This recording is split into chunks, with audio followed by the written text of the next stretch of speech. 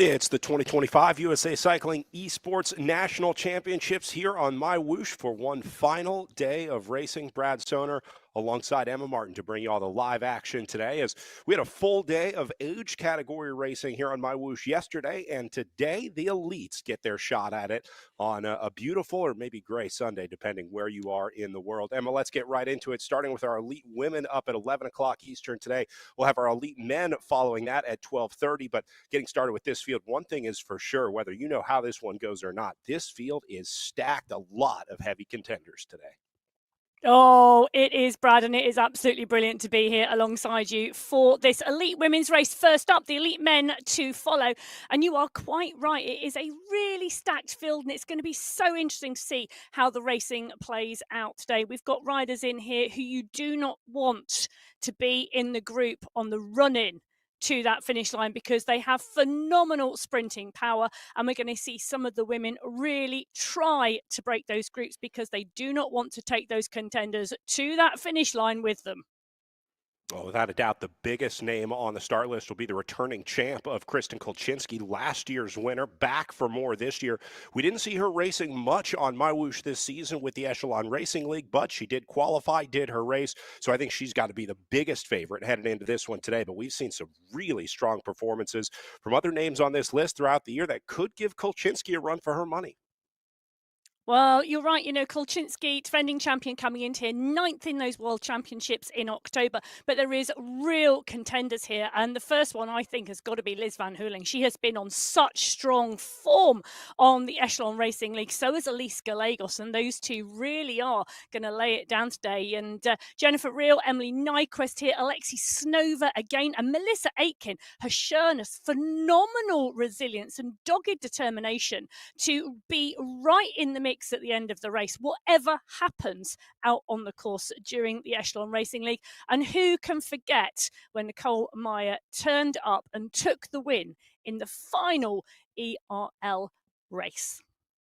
Speaking of wins, Jennifer Ria maybe a slight advantage, having already raced on this course, winning her age category yesterday, back for more racing today. Will that have any impact on knowing how this course races? I know you got to watch some of the age category racing yesterday. What did you pick up from that competition? Well, I'll tell you, one of the things I picked up from that competition is the absolute continual pace and attack on this course, because the course in Hedera, the Dust Trail course that we're going to take a look at right now, it is full of short, punchy climbs. Do not let what looks like a fairly flat profile fool you, because 42.2 kilometers of racing, that is 4 laps of the Dust Trail in Hedera, 684 meters of climbing, and that is a lot for what looks like a relatively flat course. Now, it is continually short, punchy climbs, but it is very steep in places. And you can see about 2/3 of the way through that course, Brad, a real dip in the profile. And that descent and then climb out tops 13%. It really is one of those places to watch, particularly for a long run to the finish on the final lap, if we've still got a bunch together. We've learned in virtual racing, it's almost always won and lost on elevation changes on the course, and there's pretty much an entire course of elevation change today. So this one is going to be very interesting for our elite women's race up now. They are making their way into the starting pen now. We'll be looking for a good start here, but as most of these virtual races have gone, the selection really comes in the first few minutes of racing. You see a really, really strong sort of chaotic start, but it's really about making the first selection as they roll out of the line. So we'll see who's going to kind of narrate and animate those first early moves here. But I would expect that a lot of those big names will keep their characters close to the front out there. Oh, I hope so. And my thoughts are with Kolchinski defending that jersey. She's not been well much this year, not been racing much. I hope she is well and fit to go to give a good defence to that jersey, but only time will tell. And the final seconds are ticking down until our elite women are away on the USA National Championships today. 4 laps around this course, so we'll get our first preview first time around as our riders Leaving the start gate, and Elite Women's Esports National Championships underway for 2025. There is your defending champ, Kolchinski, starting to make her way up towards the front. Now, this is also where the importance of gameplay comes into the racing part of things. You've got to be efficient in a race like this, and that means maximizing the draft, understanding how to ride in the group. So for a lot of these riders early on, it's about being as efficient as they can, saving their energy that they're going to need later on in the day.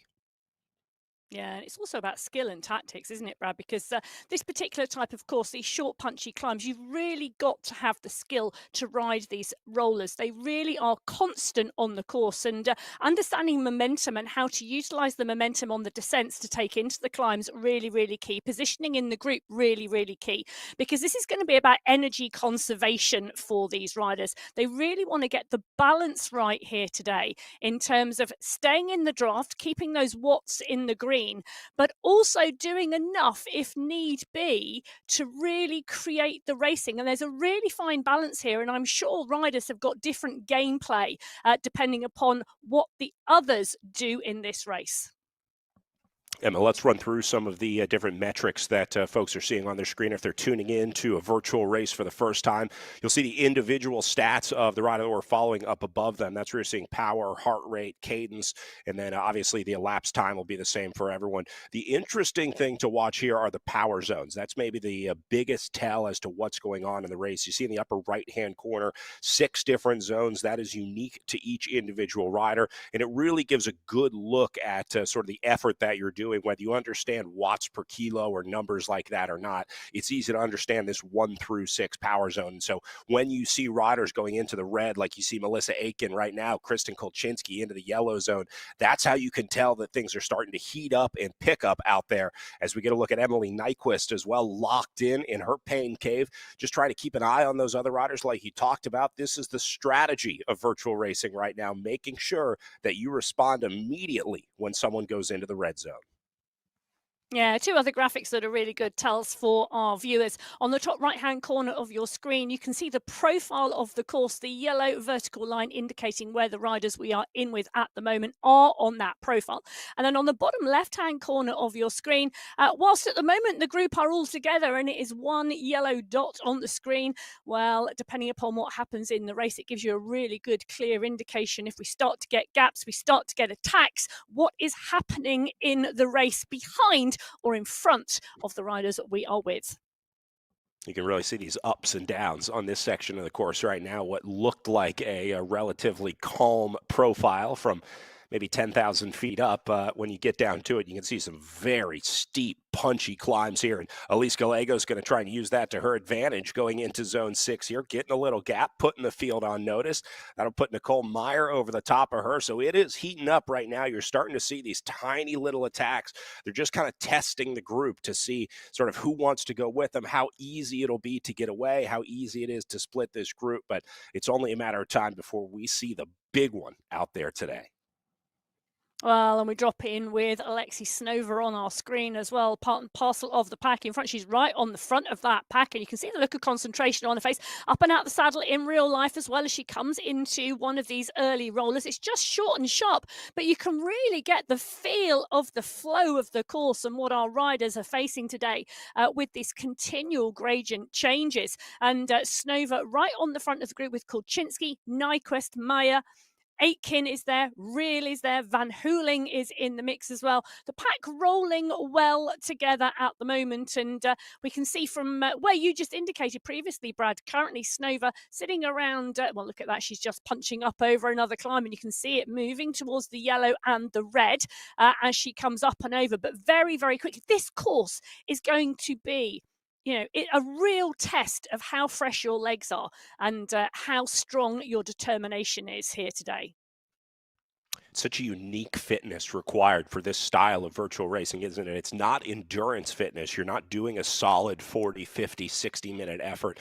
It's these very short, intense efforts. It's almost an entire hour of intervals, which is not something that you typically train for, right? If you're training for, let's say a Fondo or a 100-mile ride or something like that, that's going to be a much different fitness than what you need to respond to these quick attacks. You've got to have those fast twitch muscles, and you've got to do it over and over and over.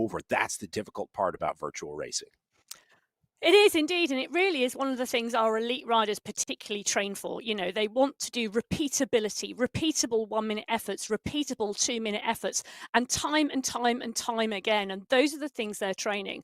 So, a very different type of training for this type of race, Brad, you're quite right, in comparison to perhaps 40, 50, or 60 kilometers out on the road. Elizabeth Van Hooling, another rider who has been with us for a good majority of the Echelon Racing League earlier this season. That's kind of been the build-up to nationals here on MyWhoosh. Riders had to do at least one of those to qualify for the Elite National Championships here, but Van Hooling was in there every weekend, putting in the work, learning the platform, so it'll be interesting to see how she responds to these attacks today. Yeah, she took a first, a second, two thirds, and a fifth in that Echelon Racing League, setting up for this national championships. Now, in the national championships in 2023, Brad, she took eighth in the World Championships, following a second place following that last year in the National Championships. The question is, can she go one better in the National Championships this year and take top spot? I think she's absolutely gunning for it today, and it is her goal of the season.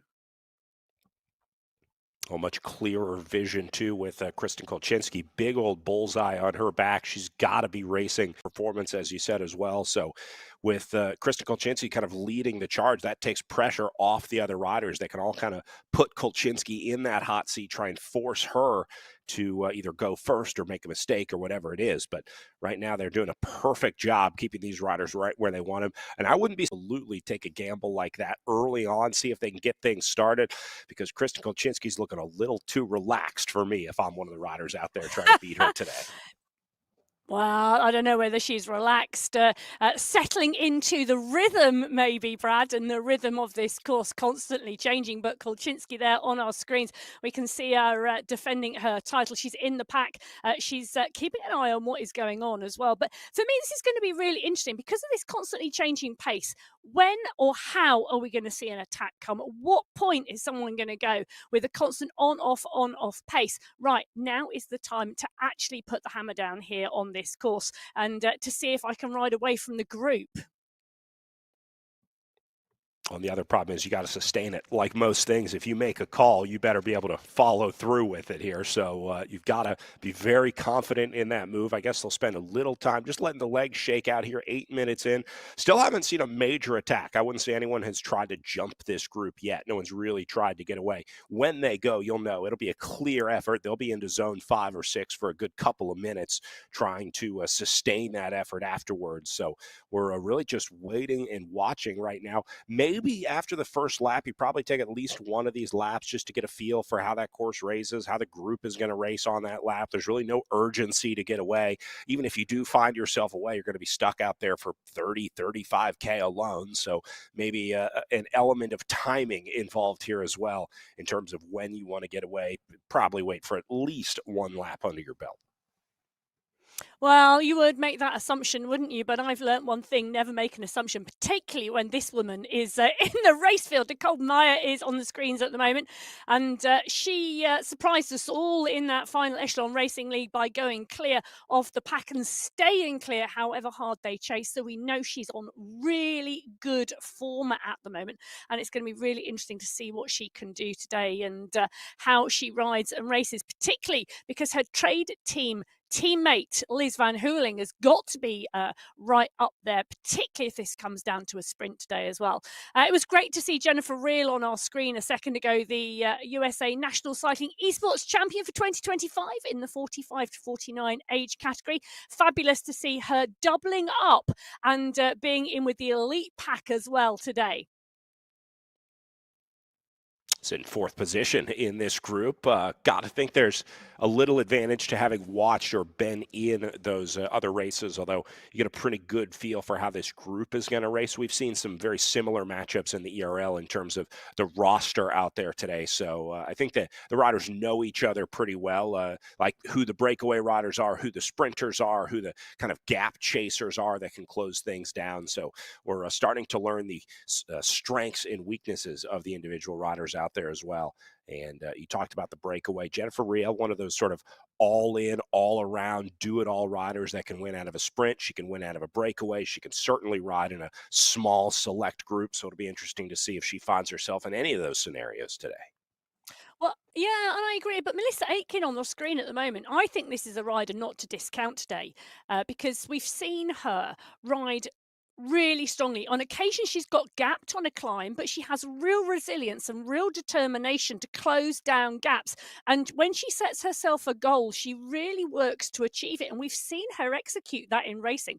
I think she could be one not to discount, particularly because this course does not have any long climbs. They're all short, sharp, and punchy. Now, saying that, as we come into the bridge here, this is the dip that's around 2/3 of the way onto this course on the Dust Trail in Hedera.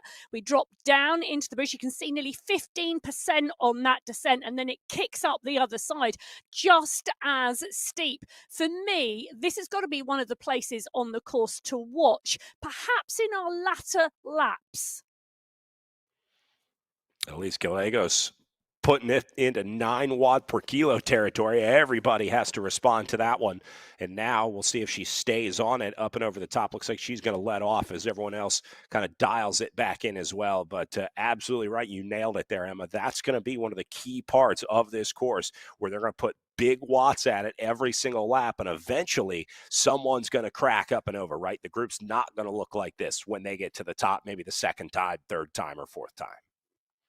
Well, definitely. And I think that's going to be really, really instrumental. And if I'd have been looking at the course, that would have been the place I'd think, that's where the attacks may go.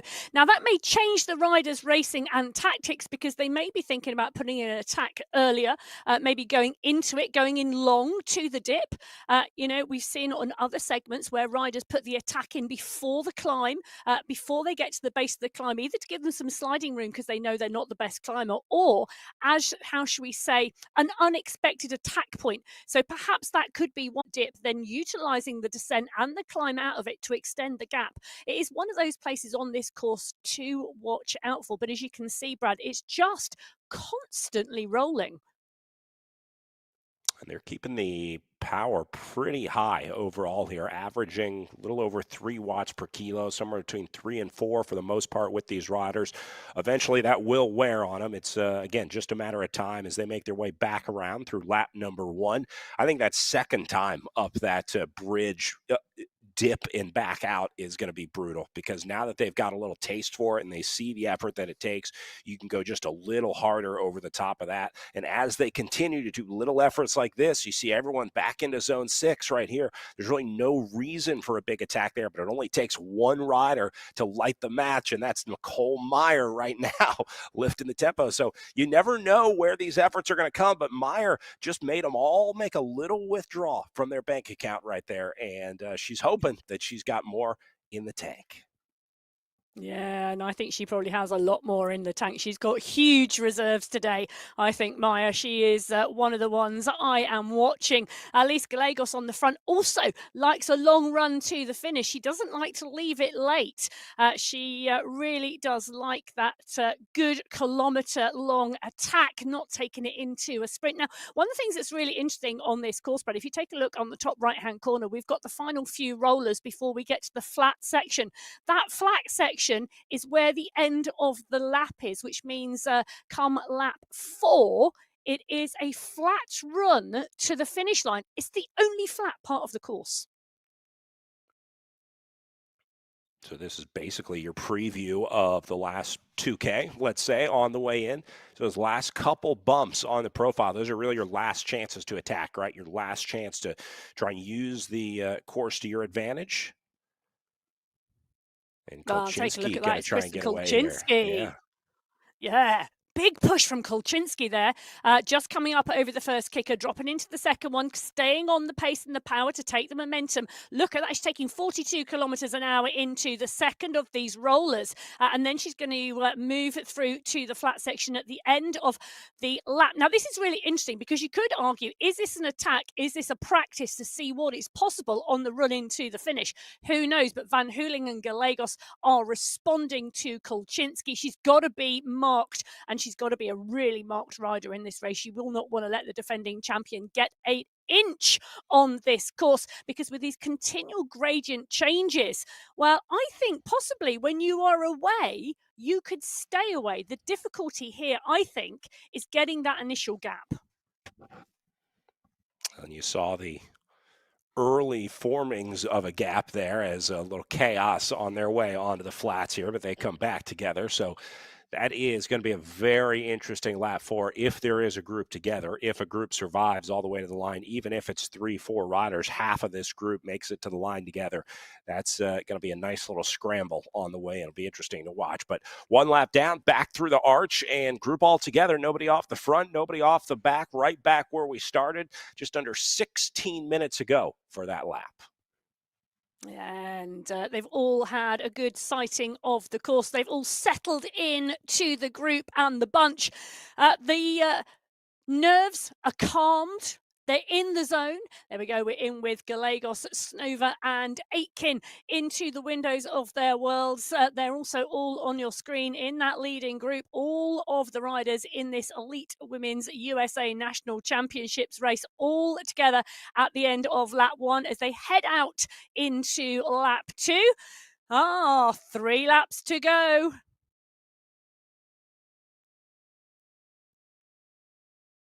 And now heating up on the front, Kolchinski going to be the first to go here.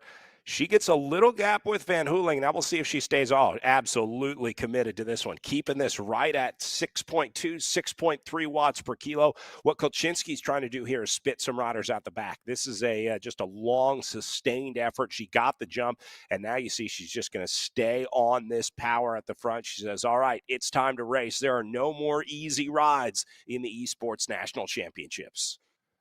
Oh, I love the fact the defending champion is bossing it and putting in the first main attack of the race today. So Kolchinski pushes on as they head into lap 2, sits back down on her bike, really focused on what is happening behind him. What's happening behind is Snova, Gallegos, Mayer, Aitken and Van Hooling are all coming back onto her wheel as they go back up onto the next kicker. These kickers, 12%, over 12% it hits on that kicker. It really does, I can tell you. You can feel that gradient, the resistance underneath those pedals when you hit those, and it is a huge power effort to get up and over. And what's really interesting is some of the time the riders are backing off the power on the descent, taking a micro rest on the course. Others, we're seeing that attack continue because they're holding that pace over the top.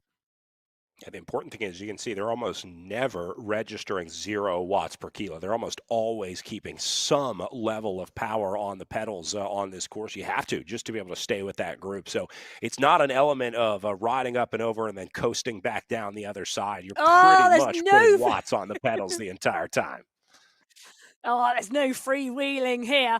Oh, could you imagine? That would absolutely cause carnage because you would be straight out the back because Aitken, Snova, Gallegos, Reel, Kolchinski, Van Hooling and Mayer, no one of those riders is going to let anybody freewheel anywhere. The second they see you off the power, either they're off the power taking a break too, or they are dialing it to try and go away from you. And it's settled down this lap now after early action from Kolchinski where she's put that little stretch. She tested those legs going into the first few rises on lap 2. Now the pattern seems to have settled again. The riders pushing on the climbs, resting on the descents. So we've got that on-off power yet again, and they're settling into that rhythm.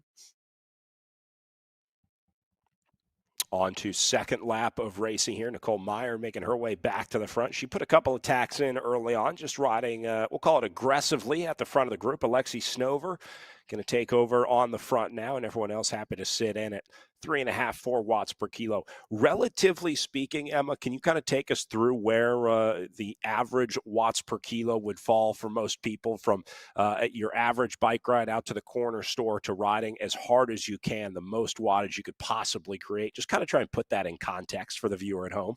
post a letter. You're off down the shops to go maybe 1.5 watts per kilo, taking in the view, having a nice look around, maybe 2 watts per kilo if you were pushing, but you don't want to pick up too much pace. So that for these riders, around 2.5 watts per kilo would be a very easy pace. We're in with Jennifer Reel at the moment. She's just been down at 2.2 watts per kilo. Really easy pace for Jennifer Reel. If you're one of the racers and you're joining the Sunday Race Club, if you're racing and riding and you can hold 2.5 watts per kilo for a good hour, you could well be category 6 on the MyWhoosh Sunday Race Club in the women's race field. And then the riders progress. These women, they are able to hold for an hour, probably over 4.5 watts per kilo, 4.5 watts per kilo. Some of the riders a little bit more. These are world-class, elite women in this USA National Championships today. We said Kulczynski, who is the defending champion, she was 9th in those World Championships in Abu Dhabi in October 2024. Alexi Snova finished 13th in those World Championships. These are absolutely world-class athletes, and you can see there the kick coming from Kulczynski again. Interestingly, that the defending champion is the one making the play. Took it up to 9 watts per kilo up and over, and then backed off once the other riders responded to it. I think just, again, kind of keeping everyone on notice, making her mark, making sure that this... It's up, down, up, down, up, down. She loves climbing. And one of the things I love about this is she's obviously decided, if anybody wants to take this national title away from me, then you are going to have to work for it. We are going to make it a hard race. It is not going to be easy. You are going to have to work, and you are going to have to work not just in terms of legs, lungs, and heart. You are going to have to use your head as well. And that for me is absolutely joyous to see the defending champion coming out, not sitting in the pack, but really saying, okay, you want this, you work.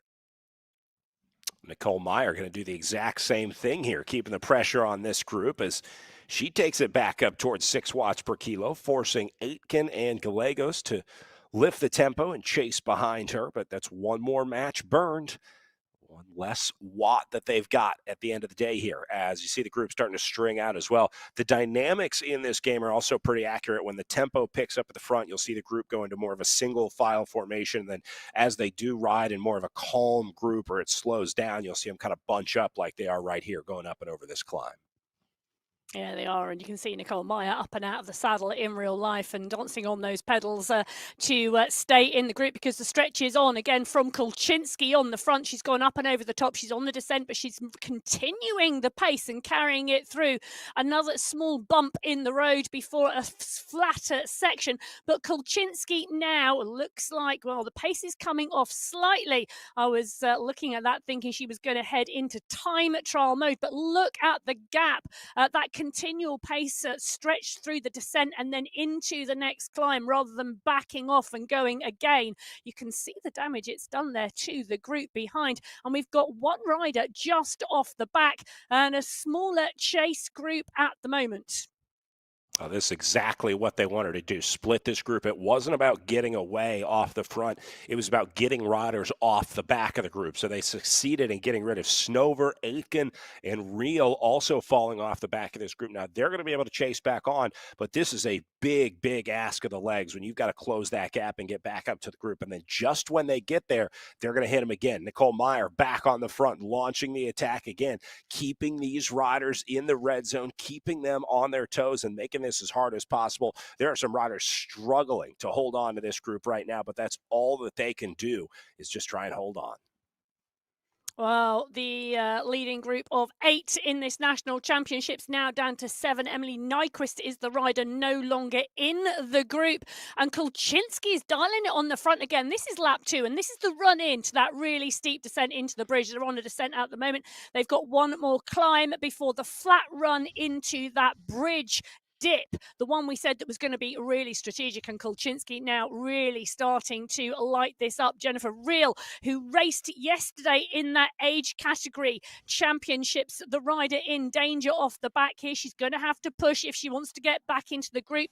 Melissa Aitken is just ahead of her as well, but they are now around 5 seconds off the back of the group. It's looking like we are going to see a group of 5 riders, I think, Brad, go out on to lap 3 in the lead. Mission accomplished for Kristen Kolchinsky. It's exactly what she wanted to have happen right there. Got rid of a few riders out of the group, took it down to 5 on the front. Looks like Jennifer Reel going to wrap things up for her chasing efforts here again in her second race of the weekend. So she gets a pass from me as an age group national champion. But now we watch Melissa Aitken, the next up, trying to chase. Aitken can still see the back of that group. She's going to make it 6 if she gets into the back one. But if she gets close, I'll bet you Kolchinsky hits it again, because she is just a pit bull when it comes to these race scenario tactics. Kolchinsky understands when the best time or worst time, depending how you look at it, to attack is, because she's had all this done to her before, right? She understands what it's like to chase back into the group and then have someone immediately attack that group, and she's just turning that right back onto these riders. So that's another way that Kolchinsky will be able to use her expertise in these scenarios, really understanding how to make it as hard as possible on these riders.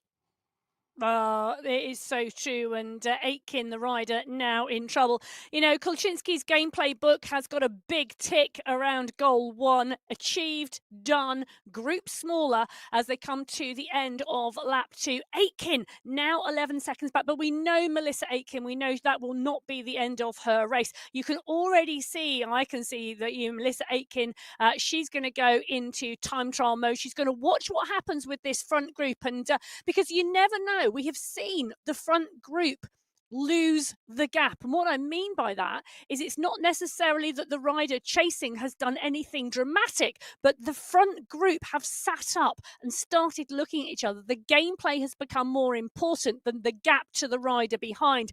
And that is what Aitken will be banking on. She will now settle into a rhythm. She will now continue in that rhythm, and she will wait to see what the group ahead does. The most important thing for Aiken right now is just don't overheat that engine, right? Just ride within your limits. Make sure that you can at least finish this race. The front group is going to do what the front group is going to do. And unfortunately for Aiken right now, they are keeping the pressure on up at the front. 5, 6, 7 watts per kilo going up and over some of those. So they're not going to be taking it easy in this front group yet. But it could still happen if they start to look around and say, all right, Kristen, you're in charge, and she doesn't want to attack. Well, then things may slow down in that front group. But I don't expect that to happen. Nicole Meyer has been super aggressive on the front. Elise Gallegos not afraid to take some pulls up there. Liz Van Hooling been doing some work up there. So it's really every rider in this group has not been afraid of putting their nose in the wind today, and that's resulting in a very, very fast front of this bike race. Yeah, so the 5 riders now coming towards the end of lap 2 of this 4-lap race. They've got 3 more rollers to go before they hit the only flat section on the course, which is where the finish line banner comes at the end of the race. Maya Van Hooling and Kolchinsky on your screens at the moment. 3 riders in this leading 5-rider group. Gallegos and Snova, the other 2 riders in the mix. The pace settling quite nicely at the moment. If we head to those zones, that indicator, it's looking like it's zone 2, zone 3.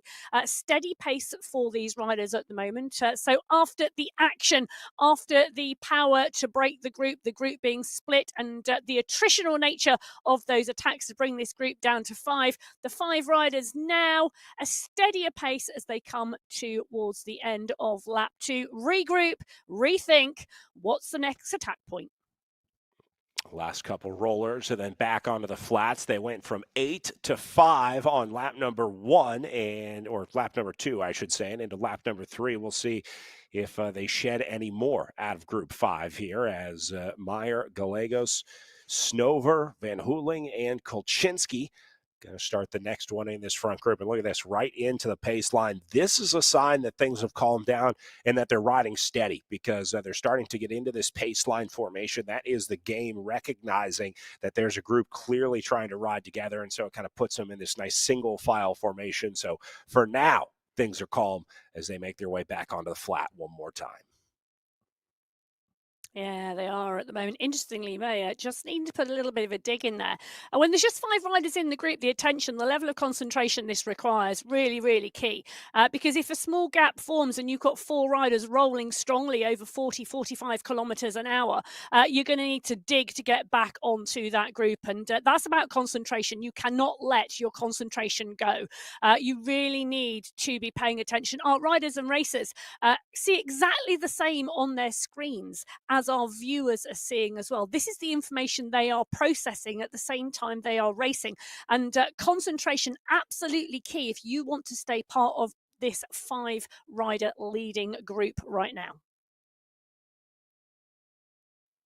Little move, rolling to the front here from Kristen Kolchinski. She's going to attack right through the line here and get this race lap started with a party as Kolchinski takes him up to 8 watts per kilo, immediately attacking the group. She saw the ease of riding there. She saw things were starting to calm down, and she decided that was enough of that. So Kolchinski gets back to it on the front and puts the pressure on a couple riders in a little trouble here. Snover has a little gap. She got rid of Aiken one lap ago, and now Snover having to recover from this one in what is now a group of 5, but looks like she's going to be back into it. Kolchinski, though, striking the fear into the hearts of these riders.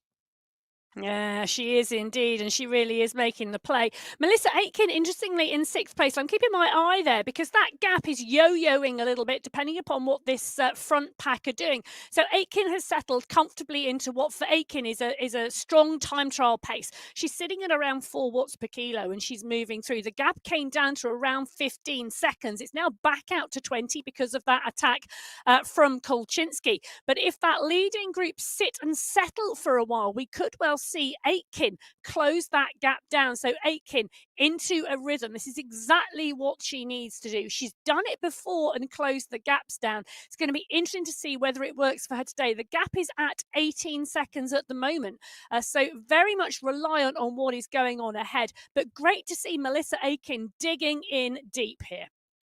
Ton of respect for Melissa Aiken. That is a never say die attitude to hold on to that gap when you've got a group like this riding away. So many riders would have already thrown their hands in the air. That computer would be unplugged so fast at getting dropped out of this group, but staying on it, and she's maintaining a shot at getting back into this group. You just never know. So very, very brave riding from Melissa Aiken out there today, trying to hold on to this front group of 5 who continue to go at it. A lot of into zones 4 and 5 rides here as Alexi Snover and Nicole Meyer keeping the pressure on this group. All the credit in the world to those two as well. They've both been super aggressive out of this lead group today, going all the way back to when it was a group of 8. They are certainly not sitting back and letting Kristen Kolchinski have the ride that she wants today.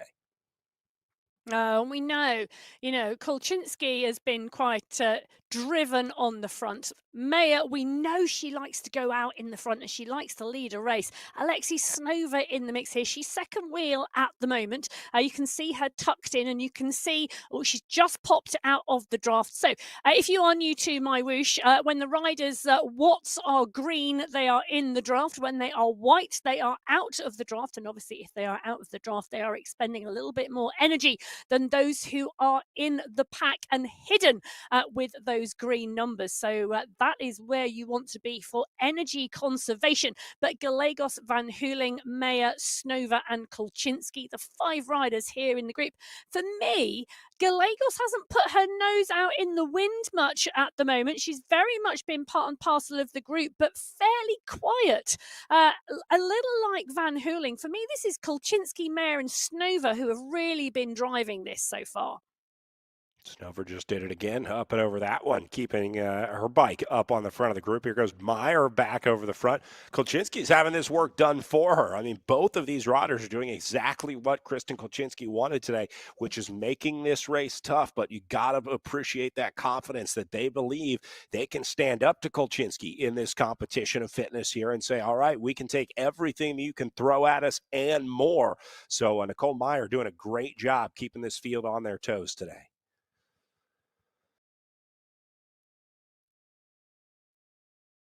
Well, they are indeed, and they roll down the other side. And Kulczynski on the back of the group at the moment, making the most of being able to see what's going on ahead of her.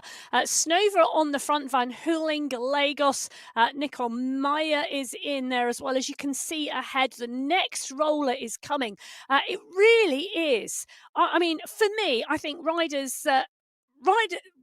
riders either like short, sharp, punchy efforts or they like long, sustainable climbs. For me, I know my legs. I like to get in a rhythm on a climb, and I would much rather someone put a 4, 5, 6 kilometer climb ahead of me where I can tap a steady rhythm and push up there than this constantly changing pace. You know, at some point, you're going to get out of the saddle to kick in the final lap, and your legs, well, they are going to be in one big hurt locker from the continual changes in gradient, and they are going to say no.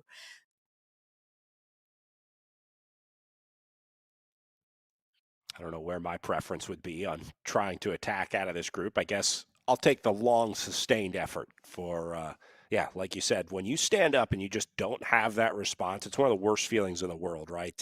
At the 90th or 91st effort, however many you've done throughout the day, and then one time you just go to do that effort and it's just not there. Everything's all locked up underneath you. So it's a tough feeling, and it's 10 times worse when it happens at the finish of a race, right? And that's exactly where it's going to come when these riders lock up. It'll be responding to a crucial move or into the run in. So, yeah, if you're not tuned for that style of racing, then you're in for a really, really tough day out there.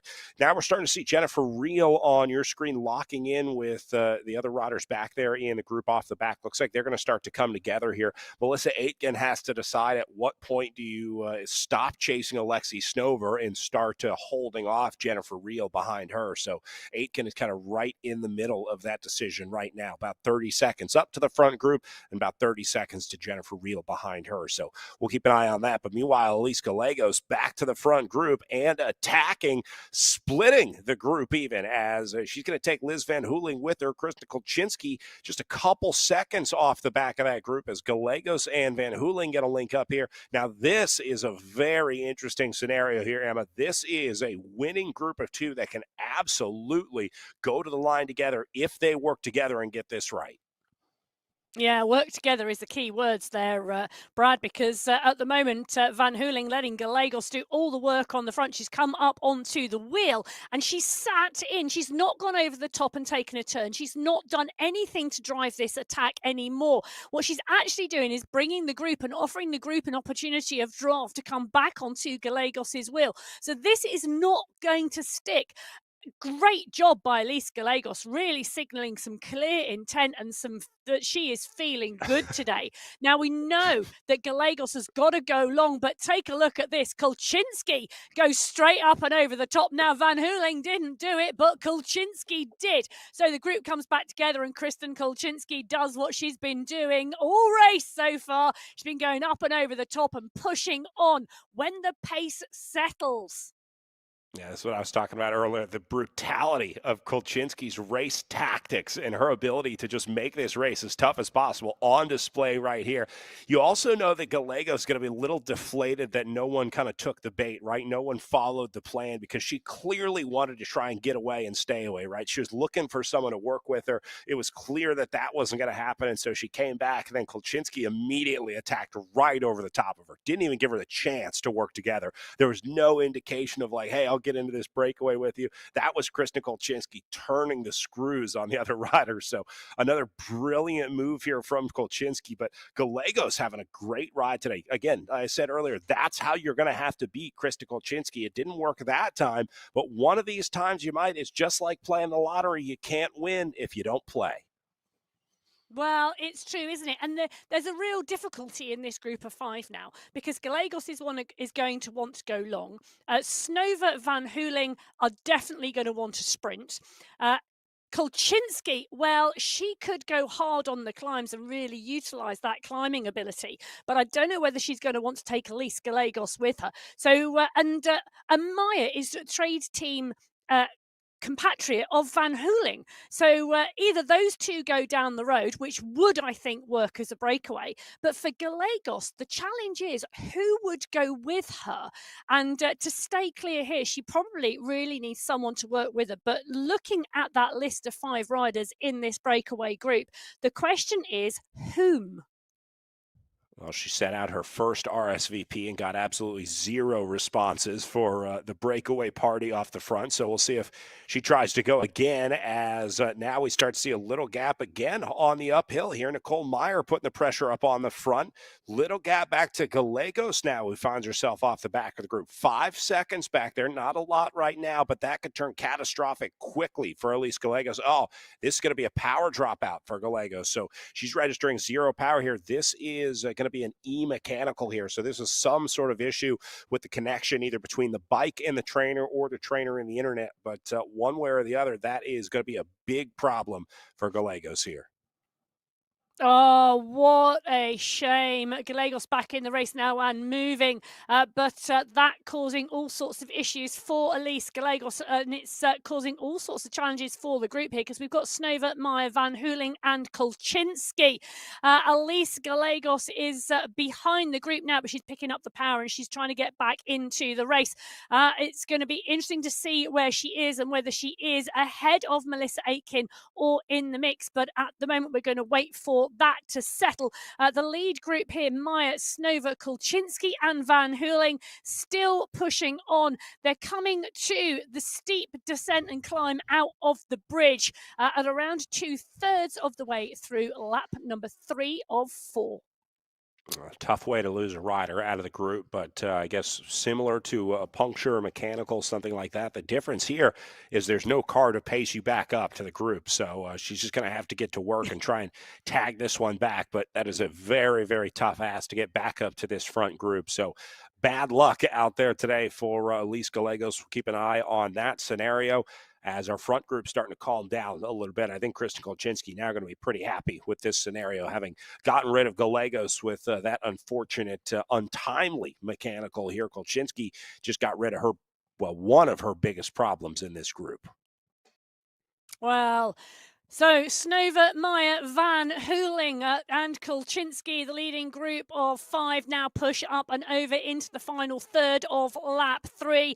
They're going to come as a group of 4 into that final lap, and it's going to be interesting to see what the tactics are now and whether anybody wants to go from the group. And Kolczynski, well, you know, every time we get to the end of this lap, Kolczynski puts the power down. She's doing it again.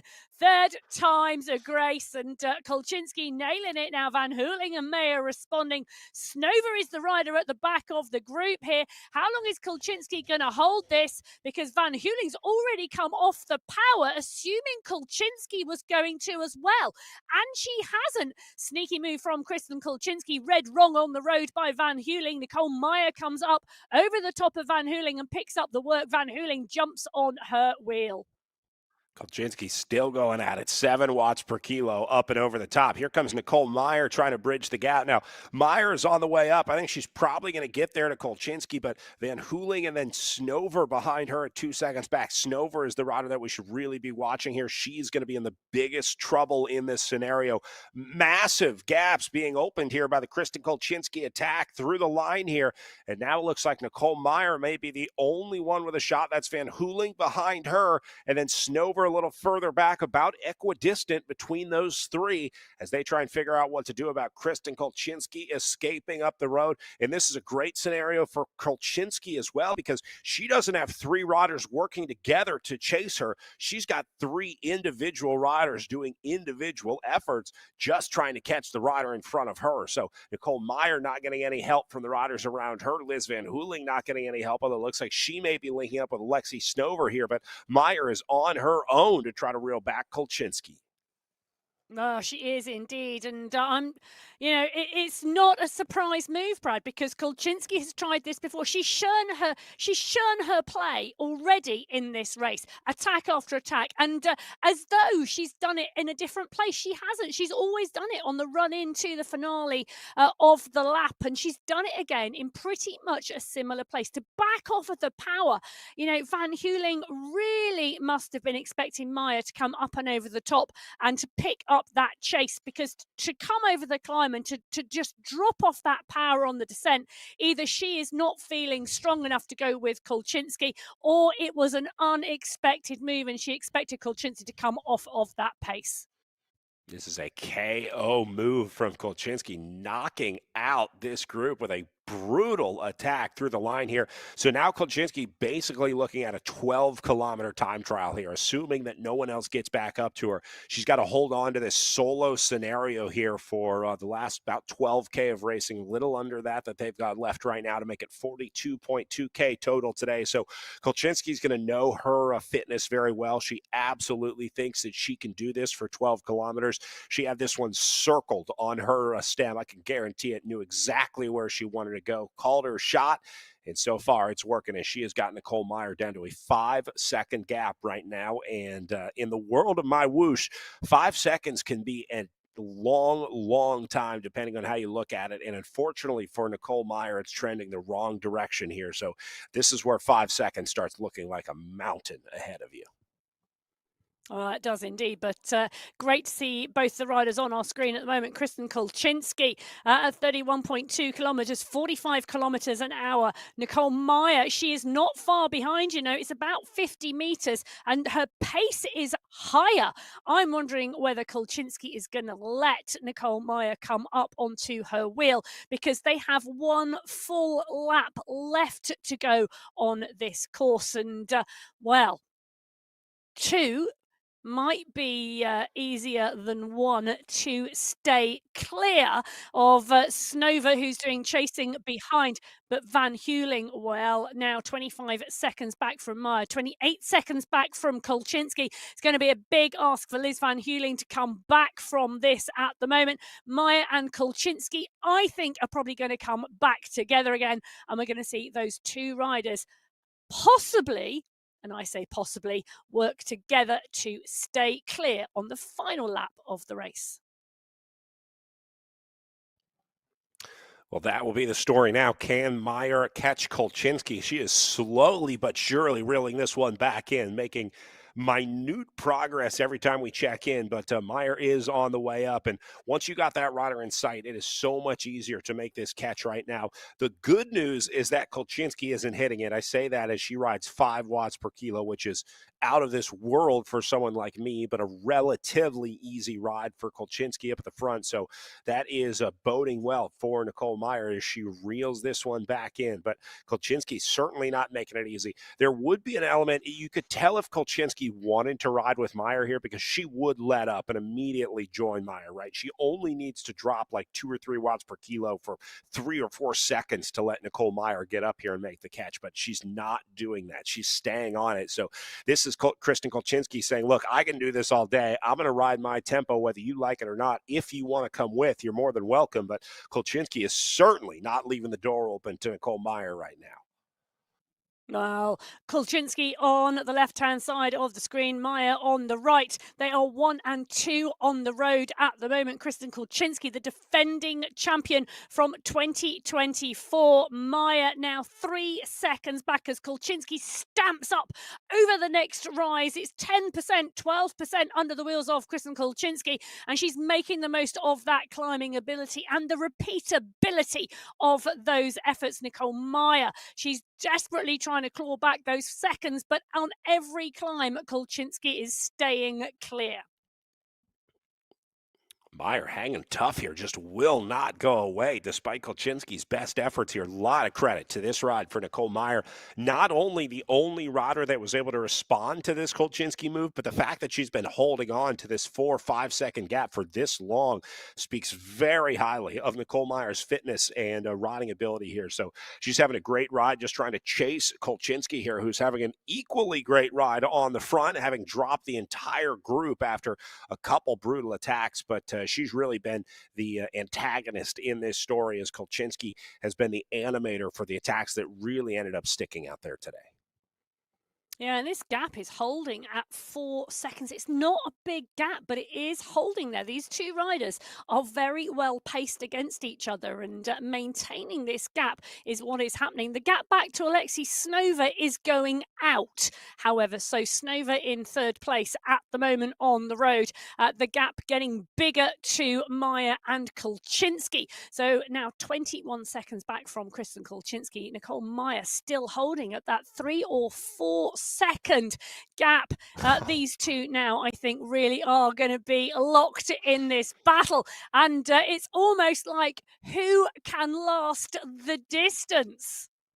This is really entertaining to watch Nicole Meyer chasing Kolchinski here, sort of seesawing back and forth from 3 to 5 seconds one way and then the other. Kolchinski lets off, Meyer lets off. Two really evenly matched riders out here, as Nicole Meyer doing everything she can to try to respond to this one. All the credit in the world. The fact that she still got Kristen Kolchinski in sight after this long of chasing is really, really impressive. If you understand how difficult that is and you watch a lot of these virtual races, you realize how quickly these gaps usually go out. Once you're dropped in a lot of these scenarios, but that is not the case with Nicole Meyer right now. She is holding on with everything she has, and I'm here for it. Yeah, and she's still got Kolchinski in her sights, and I think that is an absolutely big motivating factor. The fact that you can see the rider that you're chasing on the road really keeps you dialed in and really keeps you wanting to make the catch. And with the rolling parkour that we've got, you're going to see the rider, you're going to look as though you're coming back together because the climbs are going to shorten the distance, the descents are going to lengthen the distance, but the continuing, it's like an accordion being played here between Meyer and Kolchinski at the moment. Keeping an eye on the other battles forming out there as this front group either comes together or falls apart, depending on how you look at it. Lexi Snover sitting back all by herself, about 15 seconds back on this group. I was wondering if she was going to come together with Liz Van Hooling, but Van Hooling about 30 seconds behind Snover right now, and then another 30 seconds back to Melissa Aitken. So pretty evenly spaced between these three riders here, as Snover all by herself. Impressive ride for Snover, too. Keeping Nicole Meyer to 11 seconds in this scenario, also impressive here. So a lot of fight in that front group, even as it came apart. They're certainly not throwing in the towels today. Well, for Snova, this is the battle for the podium, isn't it? This is that ride for the bronze medal in the National Cycling eSports Championships for the USA. There really is a drive here for that third place and that podium spot. So Kolchinski, Meyer and Snova, 30 seconds at the moment, separating the podium. Well, now Kolchinski just has to be careful and make sure that Meyer doesn't sneak up on her. That would be a scenario where Meyer could put in a really solid 10 or 15-second effort and take back those seconds that she needs here. But Kolchinski would have to leave the door open and give her the opportunity to do so. Same story with Snover here. If she catches Meyer sleeping, she can absolutely close down that gap. But I don't think Meyer's taking any naps on the last lap of racing here. So Snover's going to have to square this one back fair and square.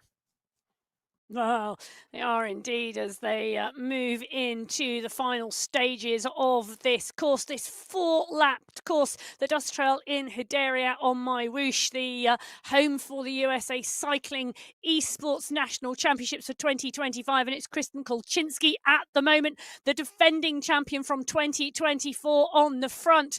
She's attacked towards the end of lap 3, gone into lap 4, and has just been now extending maintaining that lead over Nicole Meyer. It held around 3 or 4 seconds for a long time. It's now at 10 seconds to Meyer, 25 seconds to Snova, and Kolczynski, well, she's at 36.4 kilometers in this 42.2 kilometer race. She has got the rolling terrain in front of her, but her rhythm, Brad, just looks good. Kolczynski looking nice and comfortable. This is right in her wheelhouse, right around just under 6 watts per kilo seems to where she's kind of the most comfortable in this scenario. So she can just ride that for the remainder of this race as she's got the 9-second gap over Nicole Meyer, Snover at 23 back, and then Van Hooling at a minute back from Kristen Kolczynski, who has slowly but surely dismantled this group of what was 8 riders. And she just picked them off one by one by one. Just brutal out there today. I think that's the best way to describe this racing. No quarter asked for, no quarter given for someone like this. Well, and she's really taken it by the scruff of the neck and told everybody else out on the course that if you want to beat me, you're going to have to work at it. You're going to have to work hard, and you're going to have to just prove that you are stronger than me today, because she has been aggressive all race. I don't think this will ever become a victory roll to the line here for Kristen Kolczynski. She's going to stay on this all the way through because Nicole Meyer is an omnipresent threat behind her, and she will attack if she sees the opportunity. So Meyer trying to hold on to second place, and then Snover behind her trying to hold on to third here. For these 3 riders, a podium performance is a good ride out there today. All things considered, in a really strong group of 8, that's a performance you can be happy with, ending up second or third on a day like today after Kolczynski just was so aggressive in this group. I agree. And interesting to see Snova at the moment closing down the gap on Meyer, not hugely, but just gently creep. And Nicole Meyer is going to have to start taking a look over her shoulder soon. Snova now at 16 seconds behind her. That gap at one point was larger. So she's going to have to be careful she doesn't run out of road and Snova close down and sneak that second place away from her. Meyer keeping the pressure on as well, doing a very strong ride today, keeping that right around 5 watts per kilo over on the right-hand side of your screen. Looking a little further back, you see Jen Reel hanging in there 3 minutes back on this group. Looks like she's going to finish the day today, which a lot of credit due for that in her second race of the weekend. Melissa Aiken hanging in there as well. And still trying to figure out what happened to Lise Gallegos, who suffered that virtual mechanical earlier in the day. She did get back up and rolling for a while, but going to be very tough to recover from that one today. So looks like 1, 2, and 3 going to be pretty well sorted out here as they make their way into the closing kilometers here. But that's why we race the last kilometers. Anything can happen on any given Sunday. Yeah, the race is not over until you are over the line. That is something we tell a lot of young riders who think they've got it in the bag until someone pips them at the post. But great to see Jennifer Reel and Emily Nyquist, the 2 trade team teammates, racing together now at 7th and 8th place on the course at the moment. Kolczynski now at 38.7 kilometers. The gap to Meyer is now 15 seconds. The gap between Meyer and Snova, it's just gone out again slightly, but it was at 15 seconds. So Meyer now in the middle, almost exactly between Kolczynski and Snova as they come in towards the last few kilometers. They're heading into the bridge. There you go. Kolczynski's driving up it for the last time. Nicole Meyer now drives up it as well. There's only I think there's less than 100 meters separating these riders as Kolczynski goes over the top and Meyer now bridges the brow over the cobbles and on to the flat road above. She's driving and continuing to drive in second place behind Kristen Kolczynski. And Snova, well, she is putting in a sterling performance as well on the bottom left-hand corner of your screen at 39 kilometres. Liz Van Heuling settled in 4th place at the moment, 30 seconds up the road from Melissa Aitken in 5th. Snover was on her way back there for a second. She was making exceptional progress. Now, it's tough to tell on this course because there's so much up and down. You get sort of an inflated or deflated look at the gap sometimes if one rider is climbing, one rider is descending. But Snover is within 15 seconds of Nicole Meyer, and I think that's kind of a regulated number on the ups and downs here. So all things considered, pretty good ride for Alexi Snover in 4th right now, trying to chase down Nicole Meyer in 3rd. As we watch your current race leader, this is Kolchinski on her way into the closing kilometers here, but still only 18 seconds for someone like Nicole Meyer. You're still not into victory dance territory yet for Kristen Kolchinski. No, but I think Kolchinski is a measured rider. I think she knows exactly what she's doing. She's come in with a plan today, and slowly she's been ticking off those goals as she's achieved them. So Kolchinski now at 40.1 kilometres. She's coming up for 2 kilometres to go now in the USA Cycling eSports National Championships for 2025. The defending champion leading the charge into the final 2 kilometres. The gap back to Nicole Meyer. She's on the right-hand side of your screen now, around, well, 15 seconds. It's holding very comfortably for Meyer. She's doing a great job holding that 2nd place, clear of Alexi Snover in 3rd.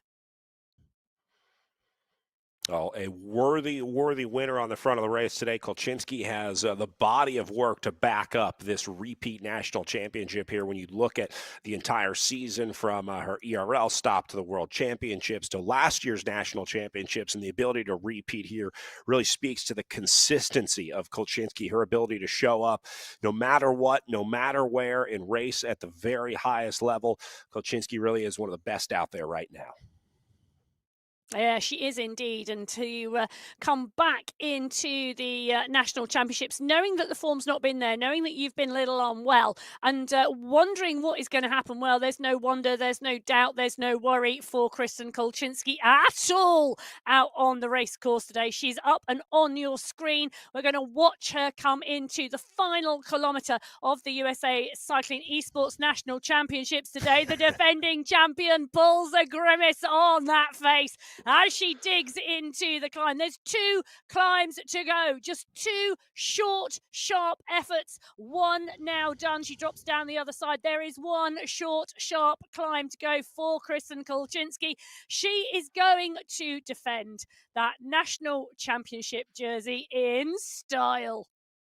Pretty clear that Kristen Kolchinski goes all in on everything she does, including this race today, as she's going to finish this one out of the saddle with a 24-second lead over Nicole Meyer as she makes her way into the last kilometer. But no time to enjoy, no time to rest. Got to keep that fitness up and get that ride in. Kolchinski just dominating out there today, as she's not only going to win this one, she's going to win it solo with no one in the picture behind her. Well, I bet she is pleased she took to the start line today to defend that title. And I bet she didn't necessarily expect the race to go this way. But that dogged determination, that attack, that drive, that absolute will to win from Kristen Kolchinski coming to play here on the USA National Championships today. She hits the flatlands. She sees the UCI banner. That is going to be the win for Kristen Kolchinski today in the elite women's race here for the USA and National Cycling eSports Championships. The defending champion has indeed succeeded. Kristen Kolchinski defends her jersey in style. A celebration for Kolchinski across the line, and now Meyer going to be rolling her way in. This will be good for a silver medal today for Nicole Meyer. What a fight for her today. The only rider able to hang with Kristen Kolchinski through every move and even all the way through the line, never gave up. A silver medal for Nicole Meyer today. well deserved, just off the back of Kristen Kolchinski. A great ride for silver. And then this will be our bronze medalist on the way in, Alexi Snover, having a great season for the Fount cycling team. And Snover going to have a bronze medal at the eSports National Championships to show for it in 2025. Yeah, great riding from Snover, really holding that distance, holding that gap, and staying clear of Liz Van Heuling in fourth place. Sorry, today Snover staying in third. Really, really good work from Alexi Snover there when that attack came from Kolchinski, settling into her own pace, settling into her own rhythm, and achieving that bronze medal today. Van Heuling with a great ride as well. Tried to hang with those attacks as long as she could, then found herself all alone for a while. But eventually Well, working her way in solo and holding off Melissa Aitken. Yeah, Liz Van Heuling comes round the corner, sees that finish line, and you can see there on her face, just picking up the pace a little bit there, coming into the line, coming out of the saddle and targeting the line. That's what we love to see. We love to see the riders pushing for that finish line, regardless of finishing position. But regardless of finishing position, Liz Van Heuling is going to come over the line for fourth place today in the National Championships. Great job, great work. Great to see Liz Van Heuling out here and competing in style. Melissa Aitken next through the line. Almost got to Van Heuling here. All things considered, Aitken did a really nice job hanging in there today again after getting dropped out of the group early. There was really no give up in her. So a really good ride from Melissa Aitken. That'll be good for fifth place out there today. And then we'll see the rest of the riders rolling through to round out our top 10, including Jennifer Reel and Emily Nyquist. Looks like they're going to roll in together. Maybe we'll get a little sprint out of these two. Yeah, well, these two working well together at the moment out on the course. They have 2 kilometres left to go. Can I just say, I want to put a big call out for Melissa Aitken. She has really, really impressed me over the last few months worth of racing, and I really look forward to watching her race and develop in the future as well. So Melissa Aitken, just a fabulous rider and racer to watch.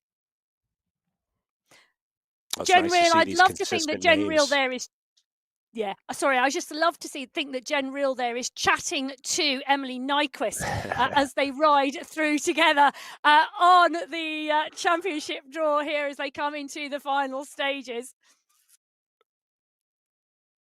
Oh, it's nice to see the returning riders back for more here. It's we've been watching these riders all season in the Echelon Racing League, so some nice teamwork and I think friendships even made along the way. And isn't that what it's all about at the end of the day, Emma? It is indeed, and there is Emily Nyquist, the other rider in this duo here. So Nyquist and Reel, the two riders here. Jennifer Reel taking away that national title yesterday in her age category. So a fabulous weekend for Jennifer Reel. Emily Nyquist here riding through to the finish. They are going to finish in 6th and 7th in the national championships. But who is going to take which spot? What happens on the run into the finish with teammates? Normally, there is a little call for respite until a certain point on the course, and then it is anybody for themselves. Is that going to happen with Reel and Nyquist today? We'll see. Coming up on the last kilometer of racing here, this would be their red flag. We'll see if anyone wants to jump out of the group. Reel up to the front with the blonde hair. Nyquist, the brunette, right behind her, so you can tell them apart wearing the same jersey here. Looks like Nyquist going to lead it out on the front. Reel going to be in good position to try to jump the teammate here. Or maybe they just roll through together. The only people that know are the two riders we're watching right now. Well, that is true. And Nyquist is just picking up the pace there as she comes up and over the final climb on the course. They come up and over this climb. You can see the brow of the climb already. They'll drop down the other side and then it'll be the flat run into the finish. Is Reel going to lead Nyquist out? Is Nyquist going to come past Reel? What's going to happen? Nyquist lets up a little bit. Here comes Reel up the left side. They're going to be really evenly matched headed into this one. Off of the last kicker and onto the flats here. Well, Real and Nyquist have ridden the course for a large percentage of the last 2 laps together. Towing each other around, but Nyquist now on the front, Jennifer Real on the back. It is the rider in the black bike, Jennifer Real. She's coming up and over the top. Nyquist is looking like she may well launch the sprint. She goes at 6 watts per kilo. That's the finish line ahead. Are they going to sprint it out? Yes, they are. Emily Nyquist goes at 11 watts per kilo. Jen Real opens up the gap, opens up the sprint behind her. Can she rush onto the back of the wheel and utilise the draft? Nyquist is too strong. Look at Nyquist go. What a sprint to finish the USA Cycling eSports National Championships. Emily Nyquist takes it from Jennifer Real, 2-up sprint to the line.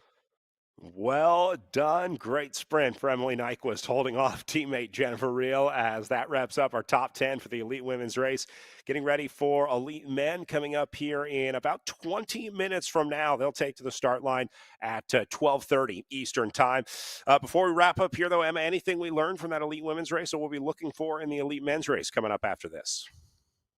Oh, I think it is all about who wants to make the call in the racing, who has got the commitment, who has got the determination and drive, because it will take a lot of determination and drive to ride away for the group in that on that type of course. And again, Krista Kolchinski, your champion. Gallegos catching up with that glitch earlier, so that affected the results. But Kolchinski first across the line with Nicole Meyer into second and Alexi Snover in third. A solid podium for the top three here, but great performances all the way down. We just watched that Nyquist and Real sprint to the line. Super impressive there, so a great ride for everyone involved in our Elite Women's race out there today. That is going to wrap up our Elite Women's coverage as we get ready for our Elite Men's coverage coming up after this. We're going to take a quick break here to highlight some of our age group racing that happened yesterday as we congratulate the national championships in those races from yesterday before we get to our last race of the weekend with our eSports national championships for Elite Men coming up in about 20 minutes from now. So enjoy the age group category coverage and we'll be back with you for the Elite Men.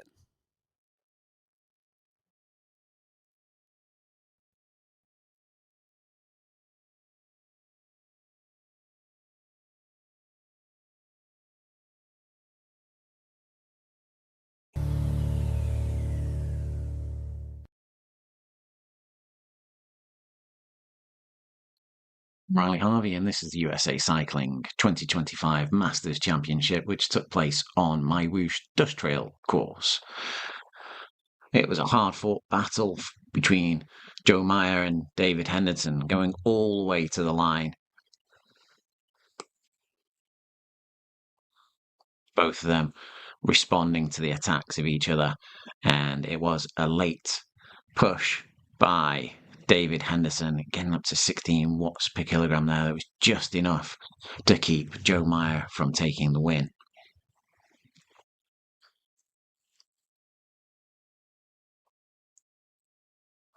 And they were promptly followed over the line by Martin Coffey, who wasn't too far behind. The gapping having gone to around about 13 seconds. And Martin Coffey comes over to take the overall third place in this event. And riders flying in thick and fast. Wasn't long before David Young crossed the line.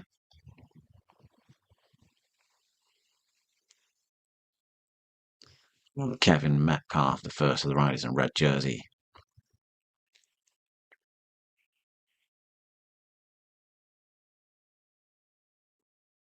There was then an absolutely lightning attack by Joseph Paulson, who was behind both Gregory Tafoya and Randall Warren. Joseph Paulson unleashing an early sprint, passing Gregory Tafoya and Randall Warren to take that sixth position. Wasn't long then before riders like John Little flew home and Jeffrey Morton, who rounded out the top 10 in the Masters 55 plus category. Masters 45 to 54 age group was a race that was largely dictated by Scott Cunningham. Frequently off the front, setting the pace, disrupting the momentum and the steady rhythm that the pack had fallen into. Scott was animating this race frequently.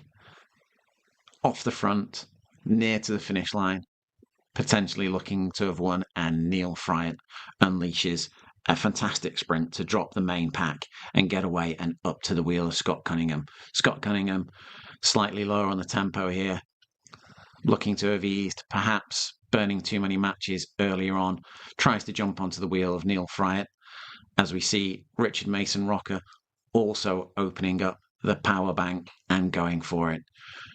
Richard Mason Rocker taking the lead of this race, Scott Cunningham and Neil Fryatt watching him gradually edge away. But perhaps just a little too soon for Richard Rocker, as with the finish line in sight, Neil Fryatt drops another watt bomb, going up to over 12 watts per kilogram. Mason Rocker, battery banks depleted, not only watches Neil Fryatt flies past, and then just on the finish line has second place stolen from him as Michael Gormola runs through.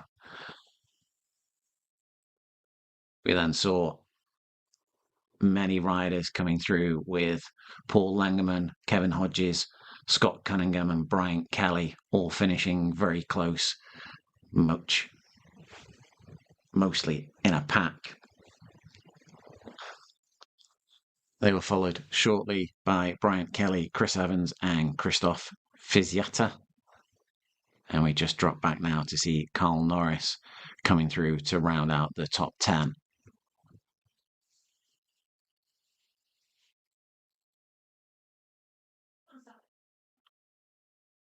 And then the Masters 35 to 44 age category.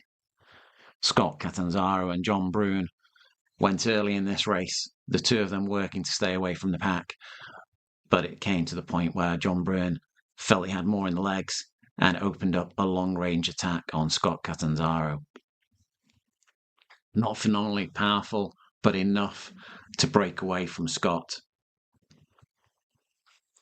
Scott seemingly acknowledging that he didn't have in the legs and just doing what was needed to come through for the second place, as we see John Brune go through here to win.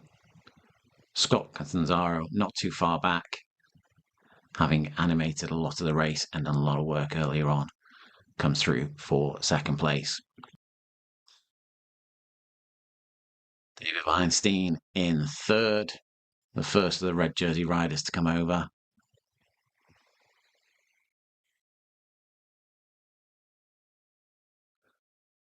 And then there was a bunch finish with Eric Hill, Joseph Miller, Michael Brown, Andre Mateus and Adam Kara all coming through.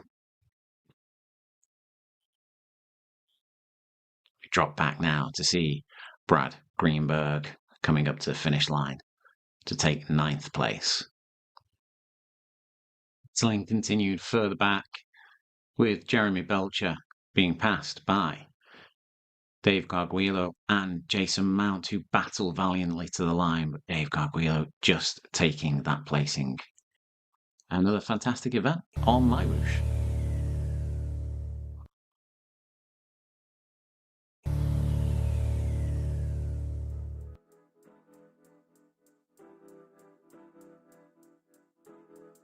I'm Riley Harvey, and this is the USA Cycling Masters race 35 to 49 age group, which took place on MyWhoosh on the Dust Trail circuit. We can see that there was a battle going on here between Jennifer Reel and Stephanie Sidlick for the overall race win. The ladies further categorised by their jersey colours, and we can see Jennifer Reel here managing to hold the pace and keep that gap on the sprint all the way to the finish line, and just taking the win from Jennifer Reel. Melissa Toomer and Randy Gino had been battling together and sharing the work as the race went on. Randy Gino opening up an early sprint Melissa Toomer a little late to respond here with a more powerful sprint, but not able to close the gap to Randy Gino, and Randy Gino taking the 3rd place overall. Melissa Toomer coming in 4th. Kristen Hall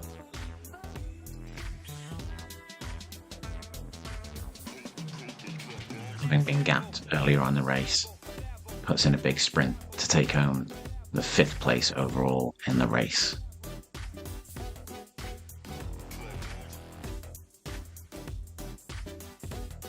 And Margaret Lowe, unable to cope with one of the earlier accelerations in the race and being dropped from the pack, rode most of the race solo and came in with a solid finishing time.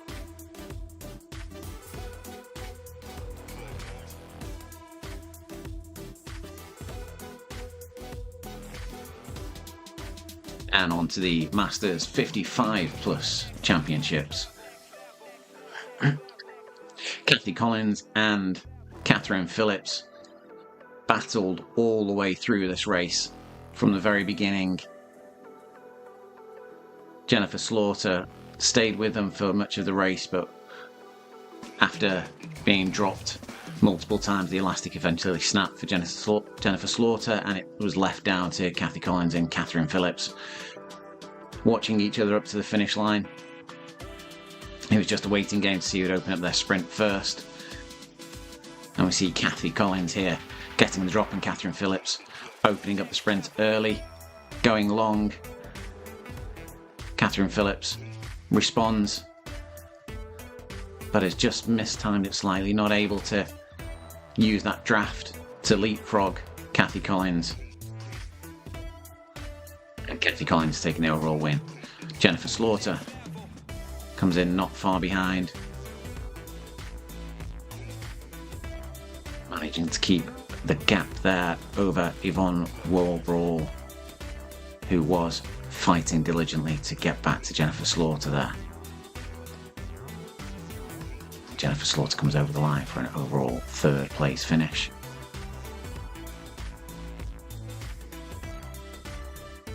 Yvonne Warbrawl not far behind, not able to conquer that 13-second gap.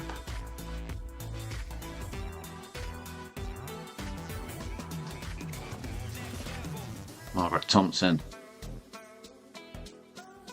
And then finally, rounding out the finishers, we've got Mary Ellen Allen.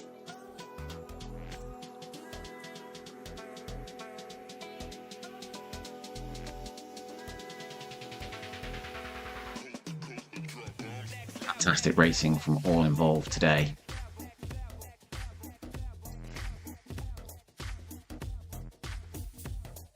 Excellent event on the MyWhoosh platform.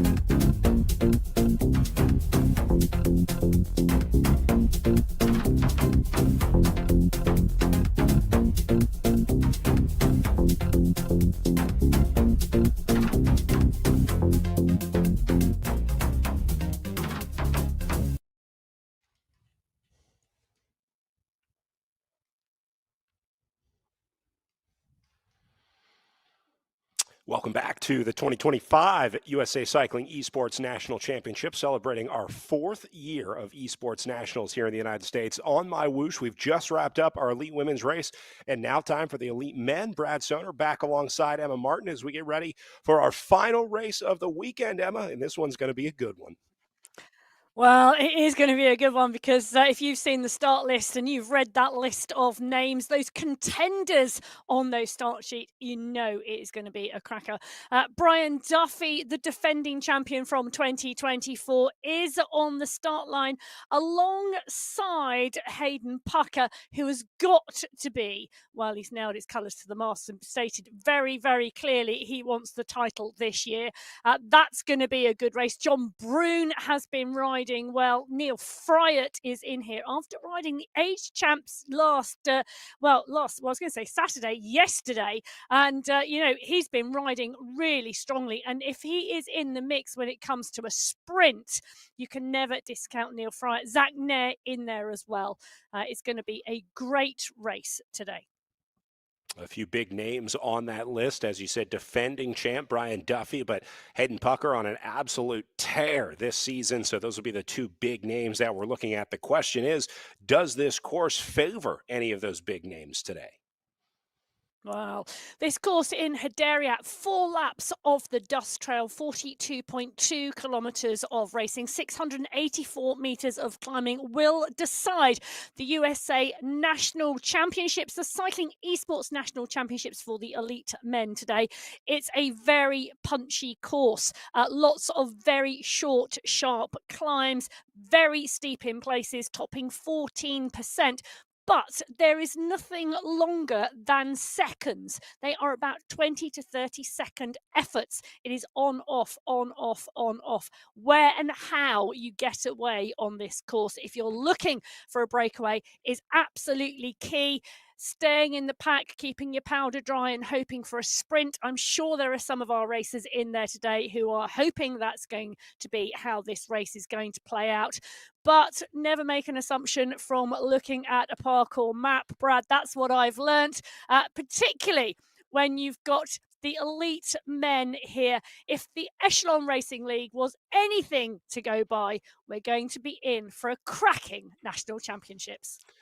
Really only one flat section on this course, and that's at the start finish. You can see it just at the end and beginning of the profile. But other than that, you're pretty much going up or down the entire time on this course. So we're going to look for some very aggressive racing. Big field starting out there today. So these guys are going to have to sort through a lot of riders in this group, but I'm sure there will be an initial separation here as we get things underway. Elite men off and rolling at the 2025 USA Cycling Esports National Championships as we keep our eye on one of the big pre-race favorites. Hayden Pucker hanging in as defending champ Brian Duffy gets to the front. The big names already making their way to the front of the race.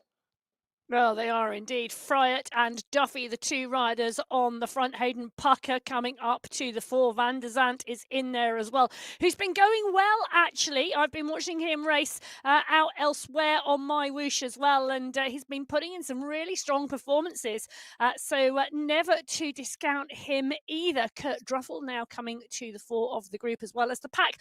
Well, they have rolled out of the start pen. They are heading around the first corner. As Brad indicated, this is the only flat section of the course today, the run out the start pen and the run into the finish line. Well, now they're going to hit their first up of the day, and you can see how steep it is. A pretty serious kick here as the road turns uphill as we tune in with Brian Duffy here back in his pain cave, sitting comfortably in the group. You see him responding to this uphill, keeping those shoulders steady side to side here as he lifts the tempo. Pretty easy run up. I say relatively easy for these guys at only 6 or 7 watts per kilo. When they sprint, they will get up towards 10, 11, 12 watts per kilo as now you see Hayden Pucker on the attack. Now, Pucker going to attack on the way down here, and Duffy's trying to respond to that one immediately. It is on here in 1 minute and 35 seconds already. Your two pre-race favorites have found some separation at the front. Well, and Neil Fryatt responding really, really quickly there to Hayden Pucker. He said Fryatt had a sprint and at 12 watts per kilo to close the gap. There you go. He's just demonstrated what type of sprint he has. And it's not even the finish line. He's backed off the pace now. He's brought it back together. Brian Duffy is in there as well at the front of the group. But Hayden Pucker, what is that? Come out of the start pen and lay it all out on the road. You know, that no shyness around Pucker today. He's not keeping his powder dry and keeping his tactics hidden in his pocket. He's got the roadmap out. He's written on it in big, bold pen. I'm going for the gun. Let's go. Let's race. We've got 42.2 kilometers to decide this, and we are going hard.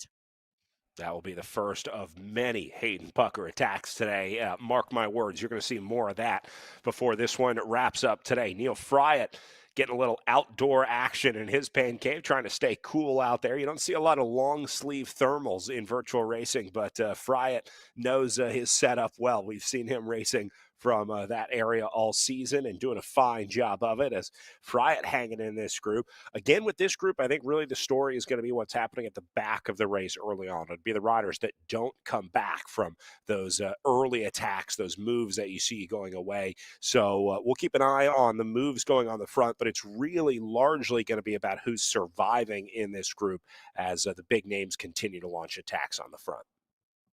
Yeah, Neil Fryatt taking the win in the age category competition yesterday, 45 to 49. Great to see that. I think he could really stand a good chance. And it's interesting, isn't it, how that race yesterday will play out in his legs today, whether that high tempo, short effort.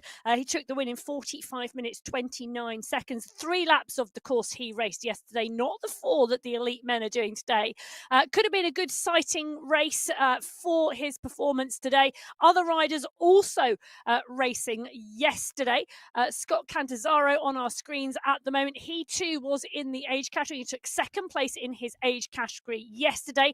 John Brune took the win in his age category, just pipping Scott Cantazzaro actually for that win. So a number of the riders and racers here today raced yesterday. They'll have that level of knowledge and they will be more than capable of back-to-backing these 2 days. We'll see what lessons they learn, including Scott Canzaro, you just saw on your screen there, the next eSport rider. He talked about getting pipped at the line in his sprint. We'll see if he gets that right this time, if he finds himself in that scenario. Mason Roca, another familiar name to us here in the Echelon Racing League. We've been racing all season, and Roca has been consistently showing up to those in this group. So he'll know a lot of these guys from racing week in and week out in the ERL. Most of the riders in this front group, about 15 or so, are consistent ERL participants. So they'll have raced against each other at least 3 or 4 weeks in the weeks leading up to this one. So some familiar names in this group. And it looks like some action up on the front. Somebody taking this group up to single file, and that's going to be Hayden Pucker once again. Go figure. It is indeed. On the short, sharp, punchy sections, Pucker pushes on, and look at that drive into the descent. A massive kick into the descent, straight up 60 kilometres an hour, and he takes that pace into the next roller. So Pucker on the front, leading the charge at the moment. Brian Duffy Jr. chasing hard as well. The pack strung out like a long, long line behind him. This is a big attack from Hayden Pucker. Is it the attack? Is it too early to be the attack? I don't know, because Neil Fryatt and Brian Duffy, well, they are closing this gap, and Fryatt has gone over the top of Duffy, and he has now Pucker's wheel. They're going to get Pucker here. Very interesting place for Pucker to attack. What he did was attack on the downhill and then continued on all the way through that descent. So Pucker catching a lot of riders off guard, as now you see Zach Nair and Alex Marr trying to make up that gap that Pucker opened up on the way down. He is just going to keep throwing this at these guys all day long. Remember, he already launched one and put some riders in trouble. He just did it again. If he continues at this exponential rate of spitting riders out of the back of this group, there's not going to be many riders left at the end of this one. So Pucker letting up a little bit now. That gives Zach Nair and company a chance to get back up to him. But, man, they are cashing some big efforts out here trying to close these gaps. And Pucker's just sitting pretty up in that front group as Zach Nair, Dennis Shanger, Alex Marr, names like that have to go up into 7 or 8 watts per kilo. You see those guys up in the front group, what are they doing? 2, 3 watts per kilo, nice and easy, as these guys back here scramble to get back up onto the Hayden Pucker Express. Well, the chase group chasing these 3 riders, Pucker, Fryatt and Duffy, first, second and fourth in the national championships last year. Now, Pucker doing the unexpected in terms of those tactics, catching people out on that descent as he pushes on up the climb here. Fryatt really digging in hard, actually, to close that down. Not sure what he was expecting, but then he's obviously expecting the unexpected from Hayden Pucker at the moment. And his plan, well, Fryatt's plan looks to be stick to Pucker's wheel like glue. I'd say that's a pretty good plan based on how things have gone in the first 7.5 minutes of racing here. Neil Fryat's got Hayden Pucker right where he wants him, creating a super rider in the front group up there. Meanwhile, these guys starting to get their act together to chase this one back down. As long as they're in a group, that's a good sign. So if you're Zach Nair, you don't need to panic yet. Those two guys are still within chasing distance here, so there's no reason to worry until that gap gets up to 7, 8, 9, 10 seconds. That starts to get into a gap that's a little harder to bring back. But if you're in this David Weinstein group, you've got 6, 7, 8 other guys with you, a gap like this is no problem, as long as everybody works to keep that gap that way. But if those 2 leaders start to slowly take this one out and it goes over 10 seconds, then you got a big problem. So that's what these guys need to be careful of, as it looks like they are going to reel those 2 leaders back in at the front, but not a very smooth group here. They're still keeping it very disjointed, keeping it tough, as a Pucker and Fryatt just dangling on the front here. And now Scott Catanzaro is going to have his hand at trying to close the last little bit of the gap. And this is one of these moments in the race, isn't it, in lap 1, where everybody in that chase group is looking at each other, expecting them to do the chasing, because they want to keep the energy dry. They want to keep the powder dry. They don't want to expend too much energy too early in this race because they know it's going to be hard. But if everybody looks at each other, nobody does the chasing. And Catanzaro and Marr now bringing, or trying to bring, that 2-second gap back down to Pucker and Fryatt, because that is 2 riders who, well, if they work together, their group are not going to catch. But I say work together because I think working together for Neil Fryatt is sticking on that wheel. I think the difference here is these guys, they're not afraid to do work, right? That's the difference that I see in these 2 leaders. Pucker and Fryatt are willing to keep the tempo up, while the other guys are kind of looking around, trying to pass the buck in that second group. Neil Fryatt, Hayden Pucker, not afraid to roll up to 6 or 7 watts per kilo if they have to, if they're called to the front of that group. So Scott Catanzaro on the way up now. I think he's going to get in. He's going to bring Mason Roca with him. It's about a second back to those guys, but Catanzaro is really going to be the one that deserves credit for finally closing this down. He did something really hard there to be the one that goes out and locks down those last 3 seconds. No one was willing to do it, but Scott Catanzaro just did. Yeah, he has indeed. And that gap now, not long, not far to the 2 in the lead at the moment. Pucker and Fryatt. Pucker on the front, Fryatt on his wheel. And I think Fryatt, Brad, is having a little thought that, do you know what, Hayden Pucker, if you want to win this race, you've got to win it. I'm not going to help you. I'm going to let you do all the work on the front here, because the winner is the one who works. And that is what the thought process, I think, is at the moment. I've got the sprint, says Fryatt. I'm going to sit on your wheel. My job here is to go with you to the finish line and then out sprint you. Your job is to do the work on the front. This group's job, well, is to close the gap down. The gap now gone back out to 6 seconds because Catanzaro came off the front and took a break and expected someone to drive it, and they are not. Catanzaro got him within striking distance, and no one followed through. So that's going to let this gap go back up. Now you're getting into dangerous territory. This is the kind of gap that you don't come back from, as Pucker and Fryatt starting to get further away here, up to 7, 8 seconds here. You're absolutely right about Neil Fryatt sitting on Hayden Pucker here, but the one thing that I did notice is that he's willing to contribute if it keeps the group rolling smoothly. He's not going to spend a significant amount of time on the front. He's not taking poles, but Fryatt Fryatt knows if it happens where he needs to roll to the front and do 6 watts per kilo for 2 or 3 seconds, he's fine doing that because that keeps Hayden Pucker rolling and keeps that front group rolling a little bit faster. So even though Fryatt is sitting on here, he's a really good breakaway companion for Hayden Pucker because he understands how to keep this group moving smoothly and quickly. So Fryatt, I'll say medium part of keeping this group away. I don't want to say he's a small part of it. I don't want to say he's a big part of it, but Fryatt is taking his pulls when he needs to.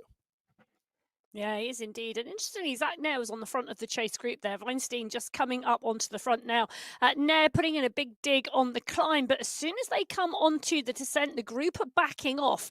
And I think what they're thinking is if they can modulate their power and push on the climb and then take a small rest on the descent, the momentum will keep them rolling and they won't let the gap go too far. But for me, there's a really finite point. And Brad, I think you were right. Around the 10-second marker is that finite point on the course. And the two leaders are getting to that point. They're at 6 seconds at the moment.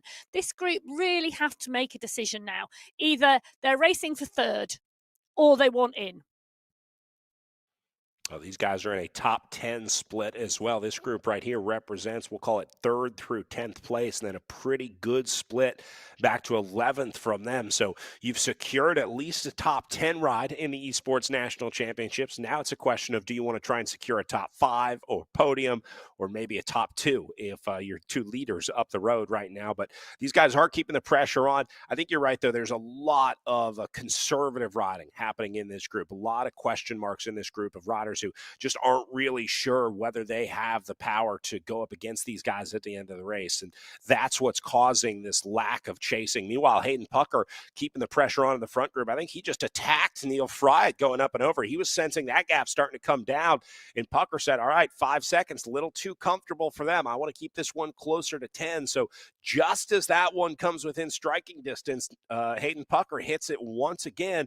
And now he's going to take this one back out. He let it go down to 5, but now he's trying to take it back up to 7 or 10. Zach Nair realizes this is as small a window as he's going to get, right? He sees exactly what Hayden Pucker is doing up the road, and he says, all right, this is the best chance that I'm going to have. I'm only going to get more tired from here. So now Zach Nair goes all in, trying to close down a 4-second gap, trying to get up to the lead group and lock in a 3rd place. Right, he's going to have a dig a little bit deeper to close that gap down now. He's got it down to 4 seconds, but he's got to work now. He's on the flat section coming into the end of lap number 1 as they go underneath the banner and out on to lap 2. At 4 seconds, the gap, Zach Nair, he wants to make that leading group 3. He doesn't want to take the chase group with him, and he really needs to work to close that gap down now. Neil Fryatt, Hayden Pucker, the 2 riders at the front, 8 seconds back from this chasing group. Nair in no man's land at the moment in between. The gap at 3 seconds. How much do Puckett and Fryatt want Nair to join them? 3 could be better than 2 in terms of staying away, but the question is, are they going to let him join them? I think they are. Well, he's going to get there one way or another. Here comes Zach Nair on the way up, about to make it 3 into the front group. An impressive bridge for Zach Nair. He's going to leave Weinstein, Marr, Catanzaro, Scheniger behind as he makes it up to the front group. That was really good racecraft from Zach Nair. I mean, that was just good old-fashioned understanding what's going on. That's bike racing 101. Now David Weinstein is going to try and do exactly what Zach Nair just did. He just watched Nair do it, and he was like, that didn't look so bad. I can have a go at that. So now David Weinstein going to try and make it 4 up the road. He has gone clear, leaving Catanzaro behind. Got about 5 seconds off of them. So here comes Weinstein into the front group. You see Nair drops off a little bit, lets a small gap open up here as Pucker rolls away with Fryatt up the road here. And now he's going to have to go right by him. I'm wondering here if Zach Nair maybe trying to play a little defense off the back of this group, or if Pucker just hit him as soon as Nair got there and that caused him to get kicked out the back. Well, the question is really, isn't it, is, we all know Zach Nair is Hayden Pucker's coach. Are these tactics to let these 2 go clear? Zach Nair thought he could come across. We thought they could have a group of 3 and it go clear. But David Weinstein had other ideas and also nearly made the bridge. And in nearly making the bridge, Zach changed his mind and Nair then sat up off of the group so that Weinstein came up onto Nair's wheel. But the gap went back out from Puckett and Fryatt. And, well, that leaves Puckett and Fryatt now 2 riders clear at the front. Weinstein and Nair, 2 riders chasing, and then a further gap back to the bigger group. That was an insane bridge because Weinstein was there. I mean, he was right on the wheel of those guys. And then Nair just let the gap open up. He put himself right in between Weinstein and the front group and somehow was able to keep Weinstein at bay. And this one goes back out to 7 seconds up to the leader. So if Zach Nair was playing defense there, that was some of the best defense I've ever seen in my life. Very, very good job of holding off Weinstein here from joining Hayden Pucker up at the front of the group as Zach Nair. Now I think he's going to sit on this one. I think this is beautiful teamwork here from Zach Nair. But brilliant work. Hayden Pucker, Neil Fryatt, 2 riders down the road at 6 seconds. Zach Nair, David Weinstein, 3rd and 4th on the road, a group of 2, clear of the chase group of 5. So actually, even though Nair is now no longer part of that leading group, he's in the second group, he's still lined himself up for a better position because he's now racing for 3rd and 4th with the gap now created to the group of 5 behind, rather than racing in that group of 7 that was contesting 3rd through 9th. Oh, pretty soon these guys going to have some company on their back doors. Scott Cantanzaro makes his way up to the group racing for 3rd. So Nair and Weinstein about to see Catanzaro come onto their screen. Catanzaro going to bring Alex Marr and looks like Shaniger with him. So he's going to drag a few riders up there to this front group.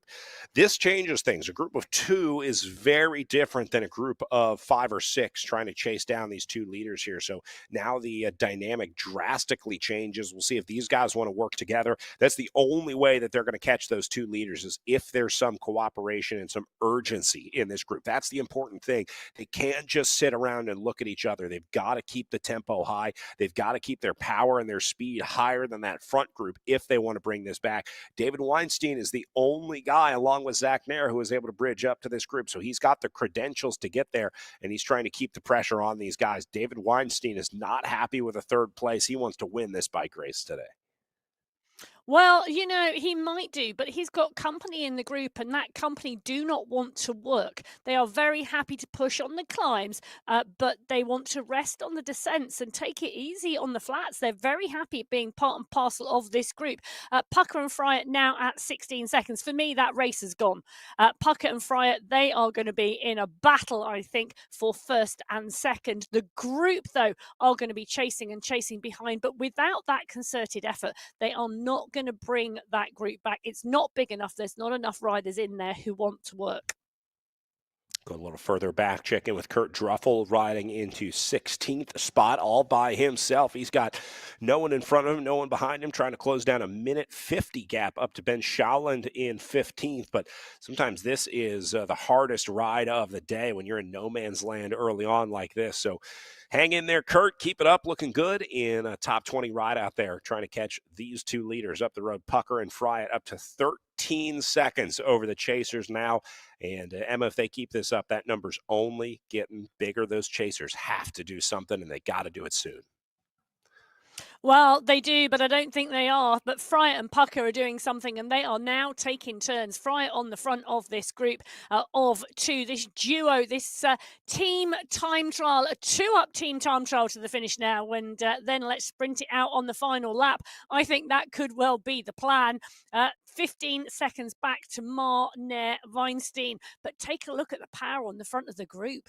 2 point nothing watts per kilo. Yeah, that's the problem. You can see the average power of 2nd through, call it 7th place in this group, not even close to what these guys are doing on the front as Hayden Pucker launches out of this group again, seemingly unprovoked over Neil Fryatt. He just puts massive power into the pedals underneath him as Fryatt responds, and that's going to open even more time up behind them. That's why these guys have the gap, because they can ride aggressive. Even when no one's looking, they're able to ride in a way that really no one else can. So Pucker launches, Fryatt goes over the top, Pucker responds, but more importantly, that opens another 3 or 4 seconds over the chasers behind him as Roca goes out to 26 seconds back now. Well, for me, Brad, these two riders very well matched on this type of terrain and this type of course. Fryatt's sprinting ability, this is sprint rest, sprint rest, sprint rest, sprint rest. Perfect training for Neil Fryatt, the sprinter. Hayden Pucker, just strong, strong efforts on the bike and this constantly rolling terrain again, suiting that type of rider. So two very different riders, and we've seen that play out in Echelon. Pucker took 3 wins in Echelon. Fryatt took 1, but he won a sprint. He also had a third, a fourth, and a fifth. Pucker had 3 wins, 2 seconds, and a fifth. But for me, those courses, there were climbs on them, single climbs or 2 climbs. Here, the terrain is constantly changing. There's very small amount of flat. And I think the nature of these two riders, Fryatt and Pucker, very different riders, very different abilities and skill sets, but actually, because of the course, very well matched.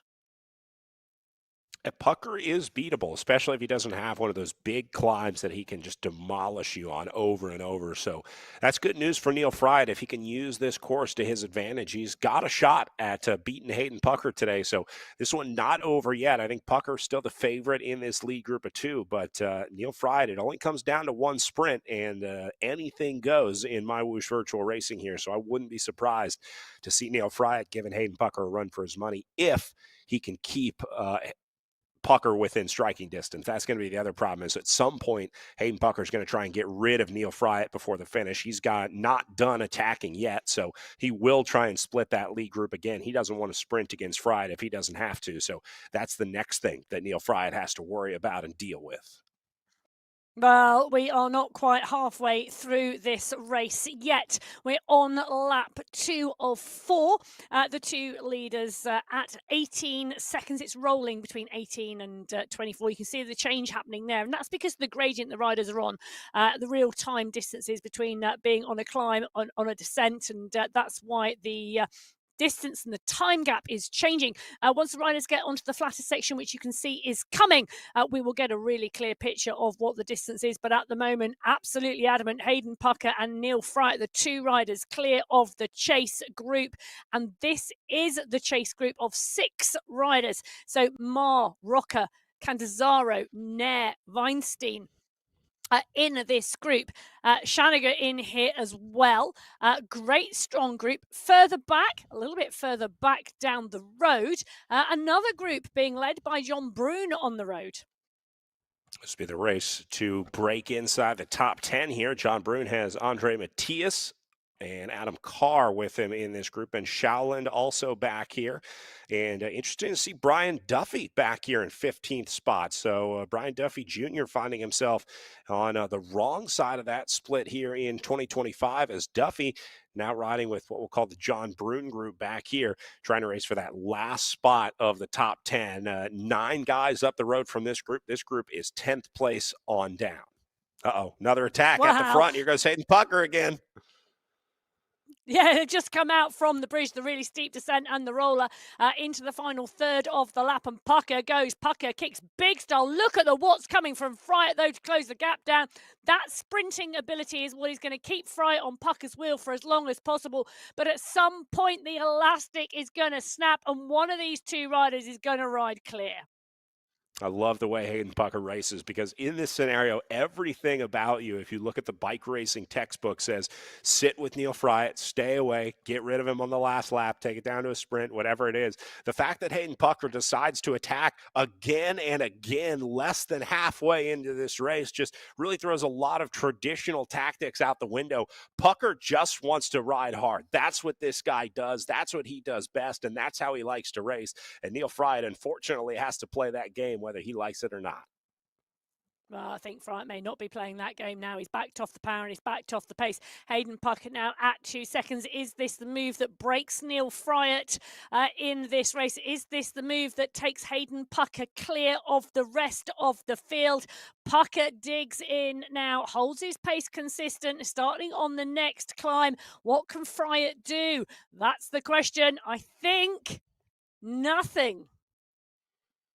I absolutely love that Hayden Pucker's rider cam gives an accurate view of what people would be seeing in real life, the shot from behind, because they know that's all they're going to be seeing is Hayden Pucker's back when he gets to it on the front. So now Neil Fry, the only guy that's going to have a shot at bringing back Hayden Pucker here, but Pucker just put a massive 9 seconds into Neil Fry. And typically, once you fall for a hit like that, you don't come back, because now Pucker knows he's got the upper hand on that section of course. He knows exactly where he can dismantle Fry again. So I think Neil Fry at some point just has to be happy with his second place position here. The worst thing that he can do is blow himself up and gamble on second, trying to chase first, and then end up off the podium or outside the top 5, wherever he would end up in a worst case scenario for Neil Fry here. So he's got to make that decision of going hard enough to try to chase Pucker, but not too hard that he blows up and risks second place. Well, he was indeed. He did indeed finish in second place last year to Brian Duffy in those 2024 championships. And at the moment, he's put himself in a really good position to at least equal that performance with Hayden Pucker now 10 seconds down the road. The chase group 50 seconds back. And this now for Fryer is a point in the race where he needs to make a decision. What is he going to do? How is he going to play this? And can he settle into a rhythm and stay clear of the group behind?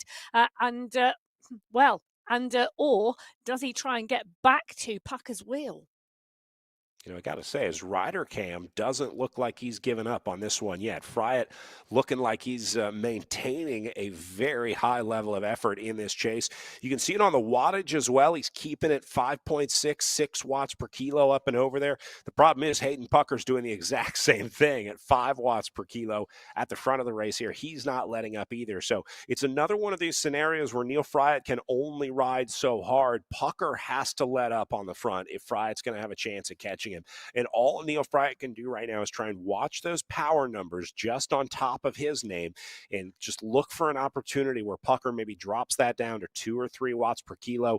That generally means that he'll be going a little easier. And that's the point where Fryatt can kind of seize the opportunity and try and attack back up to Hayden Pucker. But Pucker's got to give him that opportunity first. And so far, he has not done that. Oh, he hasn't, but we're dropping back in with the chase group, and Alex Marr now leading the charge. Scott Cantazzaro closing the gap down to Marr. Just a bit of a push on the final climb before they head to the flat run through the finish line and back out on to lap 3. Can you believe, Brad, we are not yet halfway? Well, Scott Catanzaro would like all the time that he can get on a day like today, because he's trying to reel this front group back in, or is he trying to stay away from the group? That's the million-dollar question here as Catanzaro links back up with Zach Nair here. Remember, Nair, the former breakaway rider who was up with that front group at one point before going backwards with David Weinstein, as Weinstein had made it across the gap, and then Nair took him right back into the group here. So they find themselves chasing at about a minute back, maybe a little less. We'll call it 40 up to Neil Fryatt, but looks like that front group is starting to separate even more. I think Fryatt is finding himself in even more trouble than the last time we checked in. So he is slowly but surely losing that wheel that he had been holding on to since the split was made. Here's Fryatt now at 19 seconds back on Hayden Pucker. Oy, oy, oy, oy, oy. Well, let's not forget that Neil Fry already has a national championship win for 2025 in that age category race yesterday. He's already got that medal around his neck and for first place. Hayden Pucker doesn't have one yet. He's 14 seconds clear of Neil Fry. The chase is on behind Alex Marr, Scott Cantazzaro in that group. 50 seconds back from Fryatt, a minute back from Pucker. The only thing I would say, Brad, is Hayden Pucker, once he established a gap through the Echelon Racing League series, they never brought him back. And that was kind of his hallmark, wasn't it? All season, those early and solo breakaways, maybe the biggest tell for Hayden Pucker. Really likes to ride alone. He has this incredible ability to put power when I don't want to say it doesn't make sense, but most people would just be cruising. Hayden Pucker will just randomly attack for like 30 seconds. He'll go up to 8 or 9 watts per kilo, just constantly putting in these efforts when and as his body allows. And that's what makes him such an exceptional esports athlete, right? His ability to just put in these massive interval efforts, not only when he's racing against other riders, but he seems to do it when he's alone too. He just adds 5 or 6 seconds here and there. He's not happy with 30 seconds. He wants 35. And then he's not happy with 35. He wants 40, and just always keeps the pressure on no matter what the race scenario is. Well, I do remember listening to him on a podcast once where someone asked him a question as to what was his favourite training session. And Pucker responded with, the ones that are the hardest. That's the type of mentality that Hayden Pucker has. I guess that makes him perfectly suited for virtual racing here, because this is without a doubt one of the hardest disciplines that you'll have to deal with on a bike. It's just really brutal when it comes down to you and the trainer, but the way that these races unfold as well, there's so much mental anguish that goes into these, and it really favors like the time trial riders or the riders that can suffer on their own. They have that ability to put themselves in the hurt box even when there's no pressure of other riders. So Hayden Pucker, a super impressive rider, and the style of rider really impressive as well. Not only strong physically, but this guy is super strong mentally as well. Yeah, and he's one of those riders where, he sets the goal, he makes a decision, and then that is absolutely his belief in terms of delivering. And you cannot falter him in terms of that attitude around elite level sport. So Pucker now at 24.1 kilometres into this 42.2 kilometre race. He's clearly now out on lap 3 of 4 and leading the race. Fryatt still in the gap, and then this is your race of the day right here. The race for third with Zach Nair leading the way on the front. Scott Catanzaro with him. Alex Marr there as well. David Weinstein, the former breakaway companion, and then Dennis Schaniger also in that group. Those are your 4 chasers, call it 5 chasers here, sorry, as they try and sort out one final podium spot. Now, this is going to be really interesting to watch, because there will be some serious race tactics that go into sorting out this group in the race for third. You got 5 guys all racing for one spot. Do they stay together? Do they split it up? This will be great to watch in the last half of this race. Yeah, it's going to be, isn't it? And I think we're going to start to see attack after attack after attack go off the front of the group. Look at that. That's Alex Marr putting in that first attack on the climb, coming down onto the other side. There's a long run, actually, for this course into the next climb. But Marr continuing on the power, actually looking for a response from behind that isn't coming. Weinstein goes to the front of the group and steps off the power. Zach Nair's not interested in chasing either, or Catanzaro. Interesting move here from Marr. How far are they going to let him go before they respond, or are they expecting the response to come on the climb? It is going to be a really interesting group to watch this, Brad.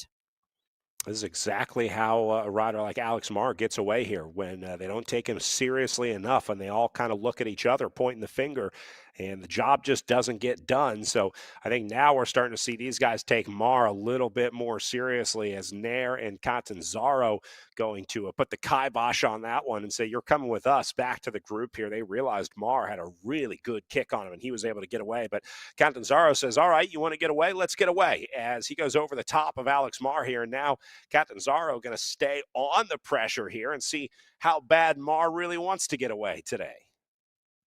Well, it does indeed, and they come down the other side, and you can see the riders just grabbing every single micro rest possible on the course in the pack, because they know the race is on here. The race is on in this group for third place today, that final podium spot, and it's going to be so good.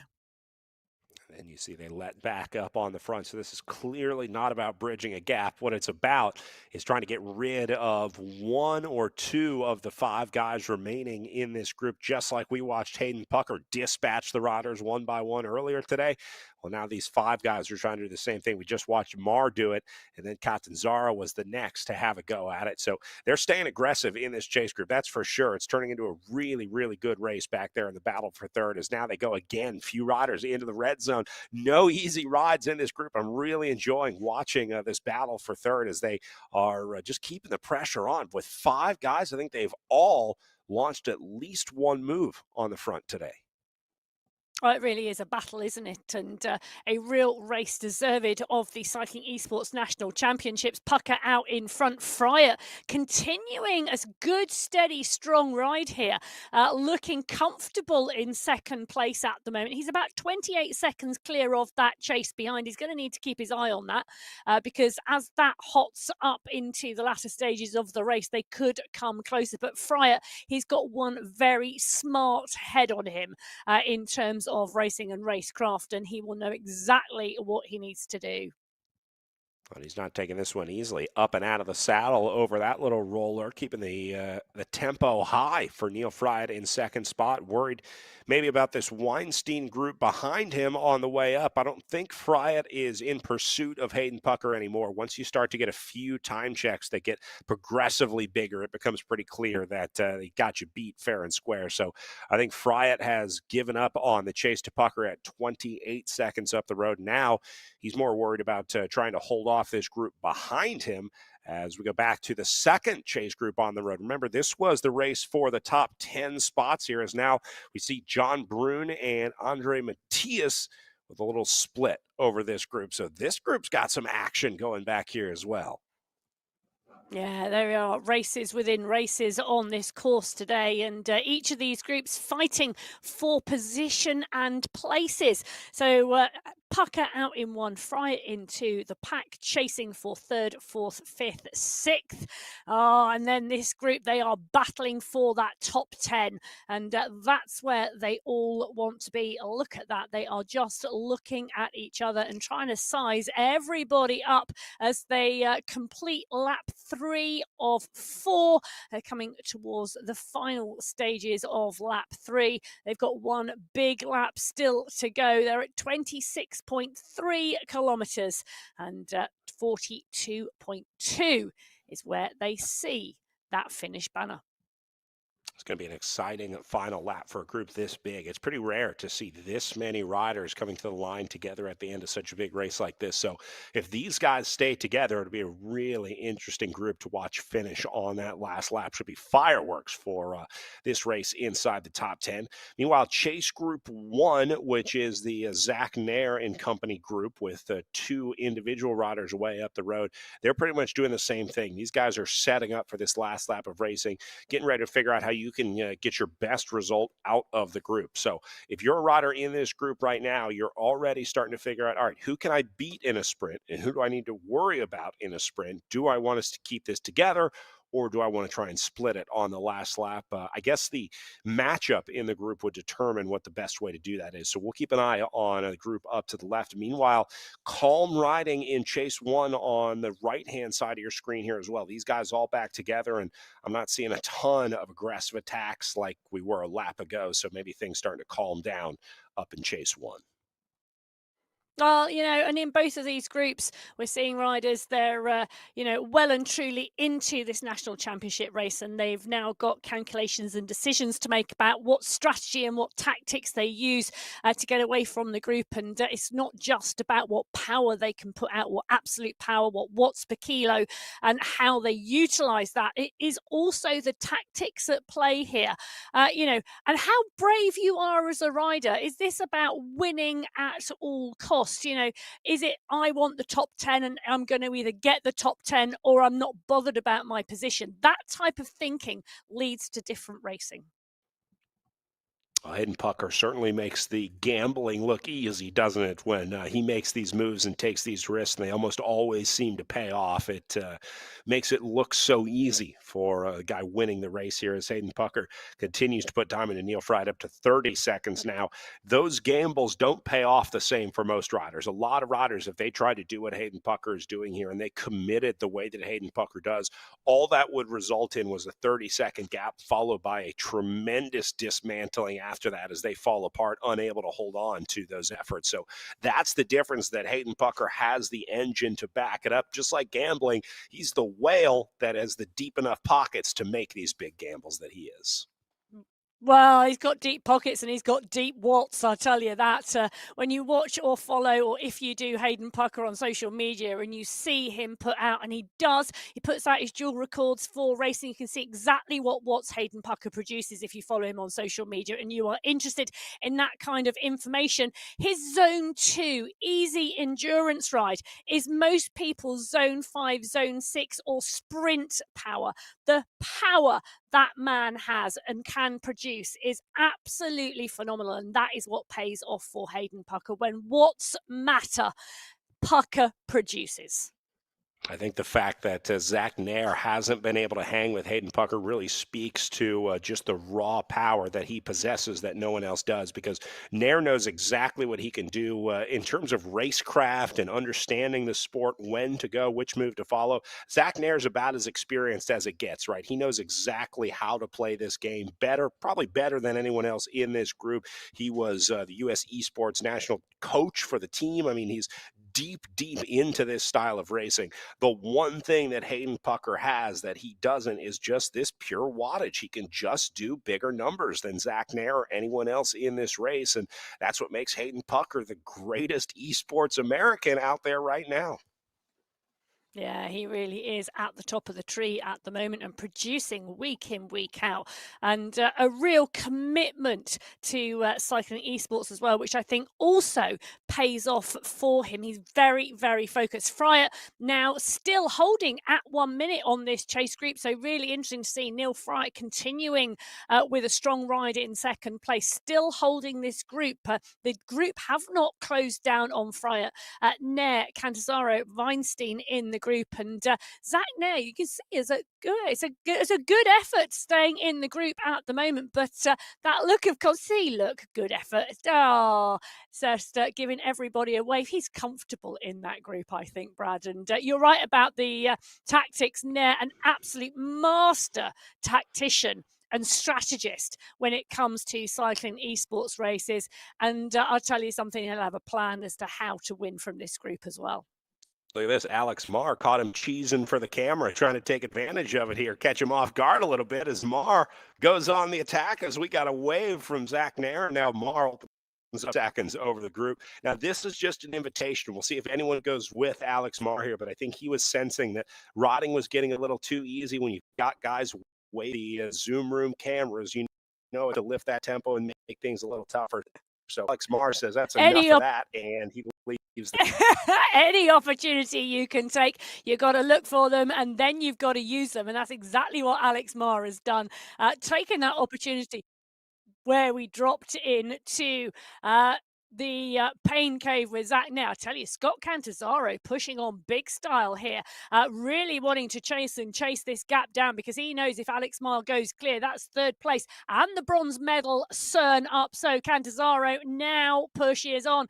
The race is on. Cantazzaro took the national title back in 2023. He was 7th last year in the elite race. He wants to go better than that today, and he's the rider crossing the gap to Alex Marr. Phenomenal effort and great work here from Scott Cantazzaro, closing the gap down, coming onto the back wheel of Marr.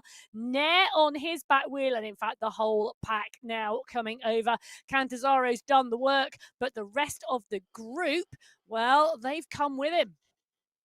And this was the $1 million question right here. Does Catanzaro go right by Marr, or does he try and ride with him? Looks like Catanzaro going to keep the pressure on here as he goes by Marr and continues right around 4 watts per kilo here for Catanzaro. So he's going to keep the pressure on. Shaniger has to go into the red zone to respond to this one. And Catanzaro wiping the sweat off of his brow as he does the work at the front.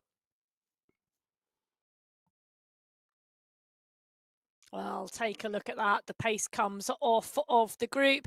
They are all together again. A big, deep gulp of air for recovery. Nair goes to the back of the group. Cantazzaro does as well. He's the rider who bridged the gap to Alex Marr and brought it back together. But take a look at Marr. He's on the front of the group, and I wouldn't put it past him to go again. I'm going to be watching for that name to light up red because he's clearly shown that he's on good form today. We'll see if he attacks that group one more time. Meanwhile, Neil Fryatt back up and staying on his job up here in the white jersey as he continues the pressure there. Here's some action from Chase 2. Looks like Adam Carr trying to leave the top 10 group behind, so he attacks Duffy and company out of this group as the race starting to heat up as they head their way into the final lap here. Brian Duffy back to the front now as he finds himself on the wrong side of this split. I think he would have much rather have been in that front group, but it really speaks to how important it is to stay with the splits early on. Even really good riders like Brian Duffy Jr. here can find themselves in the wrong group with just one mistake early on, and I do think that's what happened here because Duffy, in theory, should have the legs to ride with that Chase 1 group, the Zach Nair group, so now all he can do is try and get the best out of this group. Yeah, it is indeed. And if you're on the wrong side of the split and you don't watch, you've only got to lose concentration for a fraction of a second. And I'm not saying that's what happened with Duffy, but if you do, you can just miss out and the pack can split so quickly. And all of a sudden, you're not where you wanted to be. You're right, Brad, about then reconvening and actually making the most of where you are and making the most of what opportunities are available to you. But Duffy in the pack, not where we were expecting to see him, but the top 15 plus riders now out onto the final lap. This is going to wind up into a phenomenal finale, and not just for the podium, but the battle for the top 10. Get a 2-for-1 special in today's finish. We'll see Pucker finish solo up on the front, but it's these two chase groups that we've been talking about all day that are really going to be the big show in the 2025 USA Cycling eSports National Championships, as it looks more and more likely like 1 and 2 will be spoken for by these two solo riders. Hayden Pucker, your leader on the left-hand side of your screen, and Neil Fryatt in a solo second place on the right-hand side of your screen, trying to hold on to a pretty comfortable gap back to third place. So Fryatt really not in danger of being caught from his back door. There's really a very small chance that he would catch up to Hayden Pucker on the front. So looking more and more like 1 and 2 will remain here. But that battle for third is the one that we've been watching all day. Well, there is a phrase that you've got to get the bike over the line, and that's what Pucker's got to do to win this race. So 7 kilometres for Hayden Pucker to take the win here in the National Championships.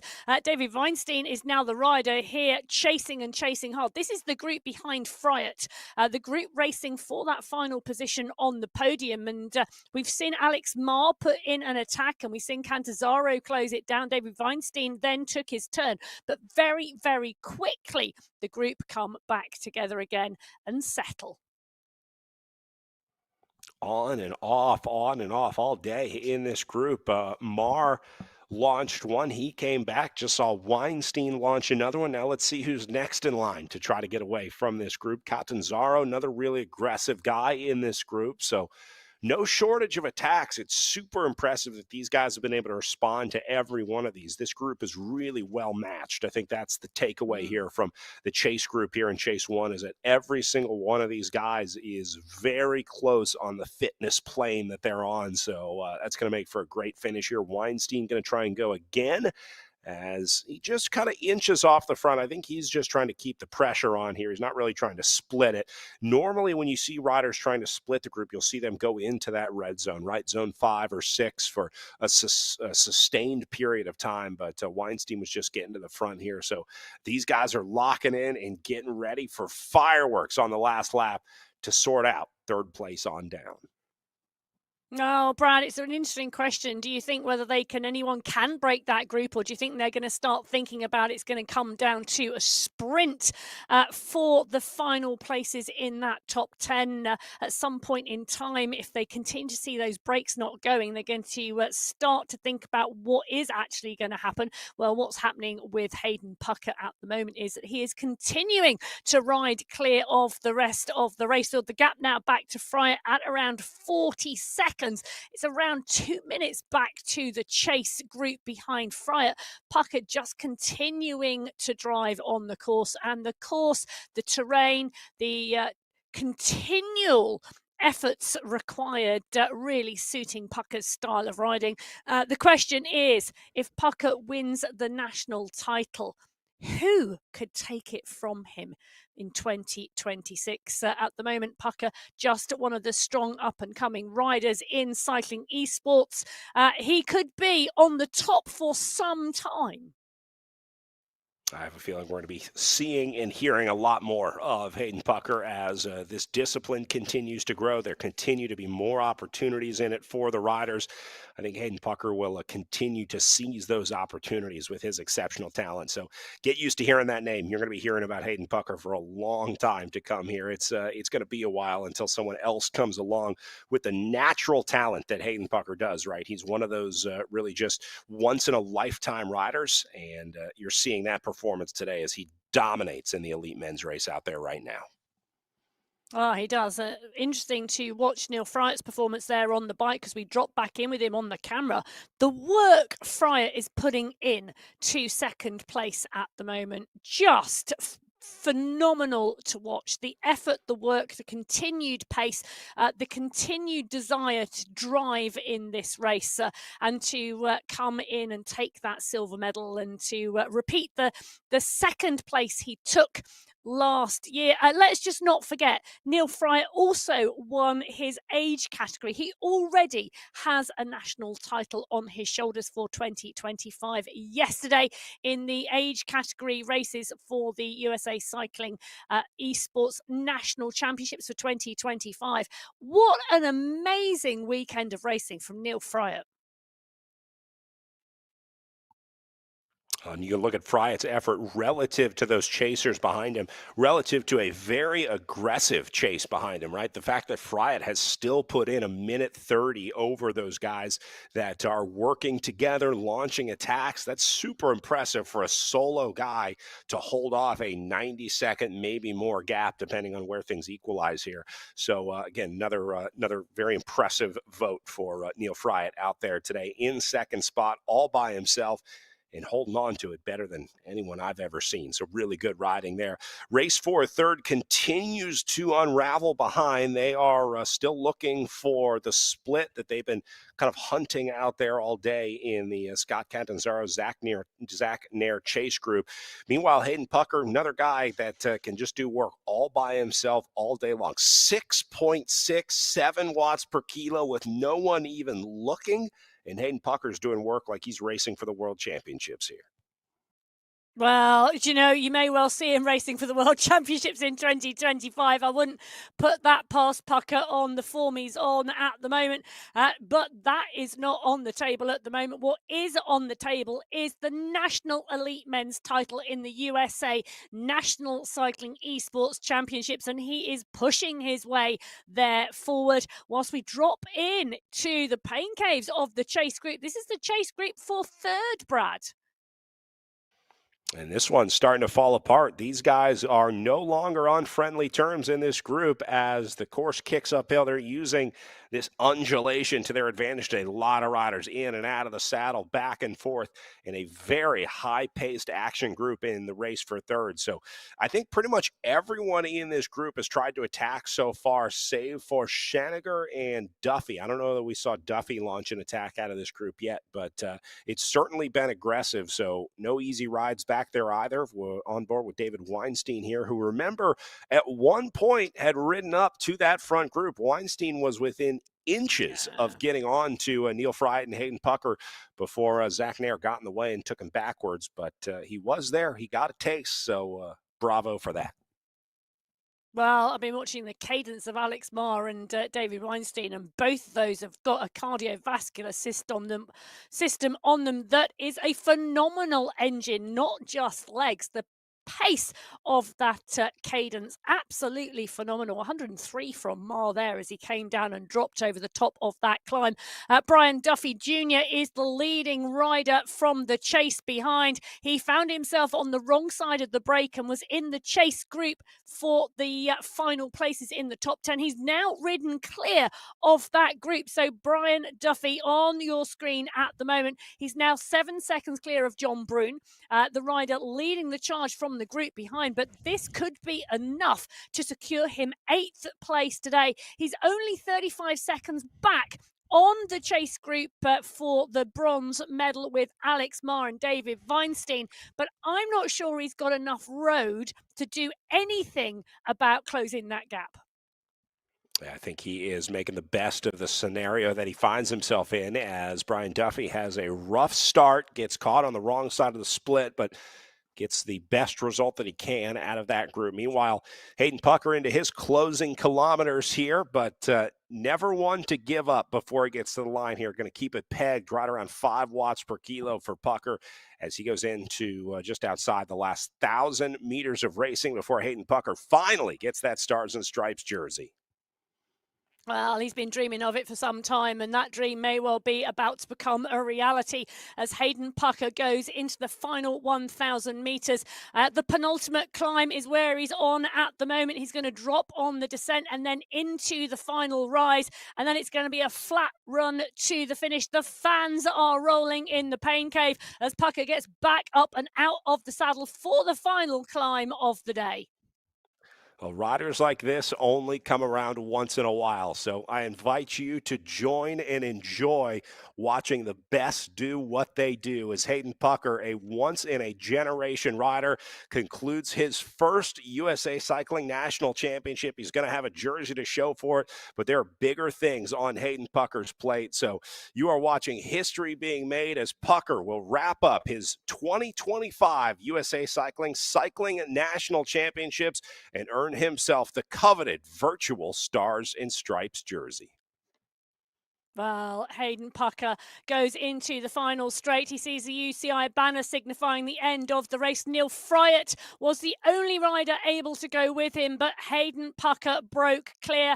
He's been dreaming of the Stars and Stripes. He's been dreaming of putting on that jersey. He is going to make that dream a reality today as Hayden Pucker takes the win in the USA National Cycling eSports Championships for 2025.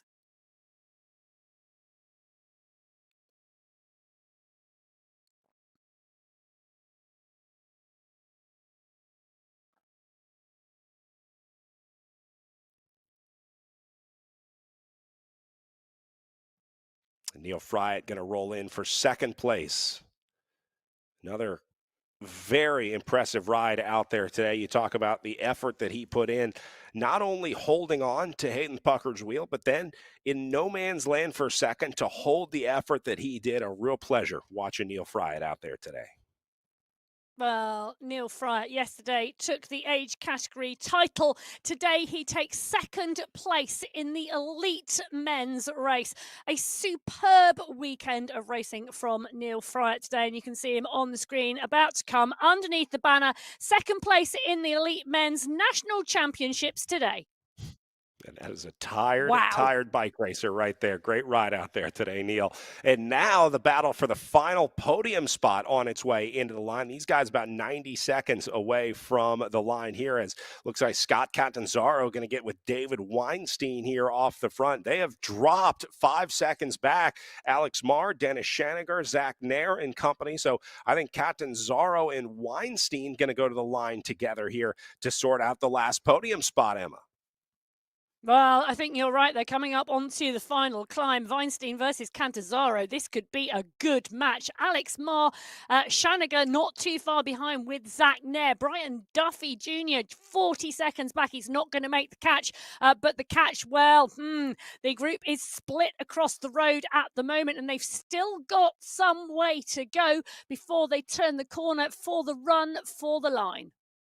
Here comes Schaniger. He's still got a shot at catching these guys. Weinstein lifts the tempo, trying to keep Schaniger from joining the party. Here comes Catanzaro over the top of Weinstein now as Catanzaro gets to the front. He's going to have a nice lead onto this flat run in. There's the arch up ahead. Weinstein redoubling his efforts. He's going to try and come up the right side here. Weinstein into the draft. These guys both together. Weinstein gets to the front. Catanzaro starting to fade in the last 50 meters. And David Weinstein going to get there to lock in third place on the day. Great sprint for Weinstein today. Well, phenomenal. Another rider taking the age category win yesterday as well. Superb riding and racing here in the USA National Cycling Esports Championship. Zach Nair comes over the line now to pick up the top 5 place. So actually, where is he? No, sorry, Zach Nair comes through in 7th because behind Weinstein and Cantazaro, Shaniger and Marr have already snuck under the line. Brian Duffy going to roll in for a top 10 ride this year. And then looks like a nice little battle behind him. John Brune, Adam Carr, and Mason Roca also in that group trying to sort out their places. So as Duffy rolls in solo, in and done for the next eSports rider, who, by the way, I think that team maybe has the best pain caves of anyone. They all seem to have the well-organized, just really good-looking pain caves on that next squad. Here's Mason Roca getting the best out of his group. He's going to roll in and beat Brune, Carr, and Matthias to the line with a big bunch gallop to the line behind him. That's going to be chaos sorting through. Well, that is the joy, Brad, of cycling esports because there is a computer running the results. As long as it's not us, that's all that matters. Well, another exciting day for our elite men out there on a punchy course here on MyWhoosh. I think really exciting racing. That Chase 1, I think, was the best group to watch in the race out there today. 1 and 2 really got away separate. They stayed away, but that battle for third, really fun to watch today. Oh, the racing today, just fantastic. I mean, Hayden Pucker, take nothing away from Pucker. He dreamt of those stars and stripes. He clearly came into this race targeting the national championships, and he's rewarded today with top spot, first place, and a time of 57 minutes, 16 seconds, just under a minute clear of Neil Fryatt, who does the double. He takes the age category in Saturday. He takes second place in the silver medal today in the elite men. David Weinstein does a similar job as well, taking the age category yesterday and third place. Those two, let's just not discount Fryatt and Weinstein there. Phenomenal weekend of racing for those two. But nothing can be taken away from Hayden Pucker. He just came and did the business. Well, it really is a pleasure watching people who are great at what they do what they do. And we got a great peek at that today with Hayden Pucker. So some really amazing action. Congratulations to all of our new and returning national champions, whether you're an age group rider yesterday, the elites today, just great racing and action across the board. So that's going to do it for the 2025 national championships. You know what that means, Emma? Time to start training for the 2026 eSports National Championships. They'll be here before we know it. So I think that'll wrap it up for us today. For Emma Martin, my name is Brad Soner, saying thanks for being here. On behalf of everyone at MyWhoosh, USA Cycling, and Echelon Racing Promotions, thanks for watching all season, and we'll see you back next year for the 2026 USA Cycling eSports National Championships.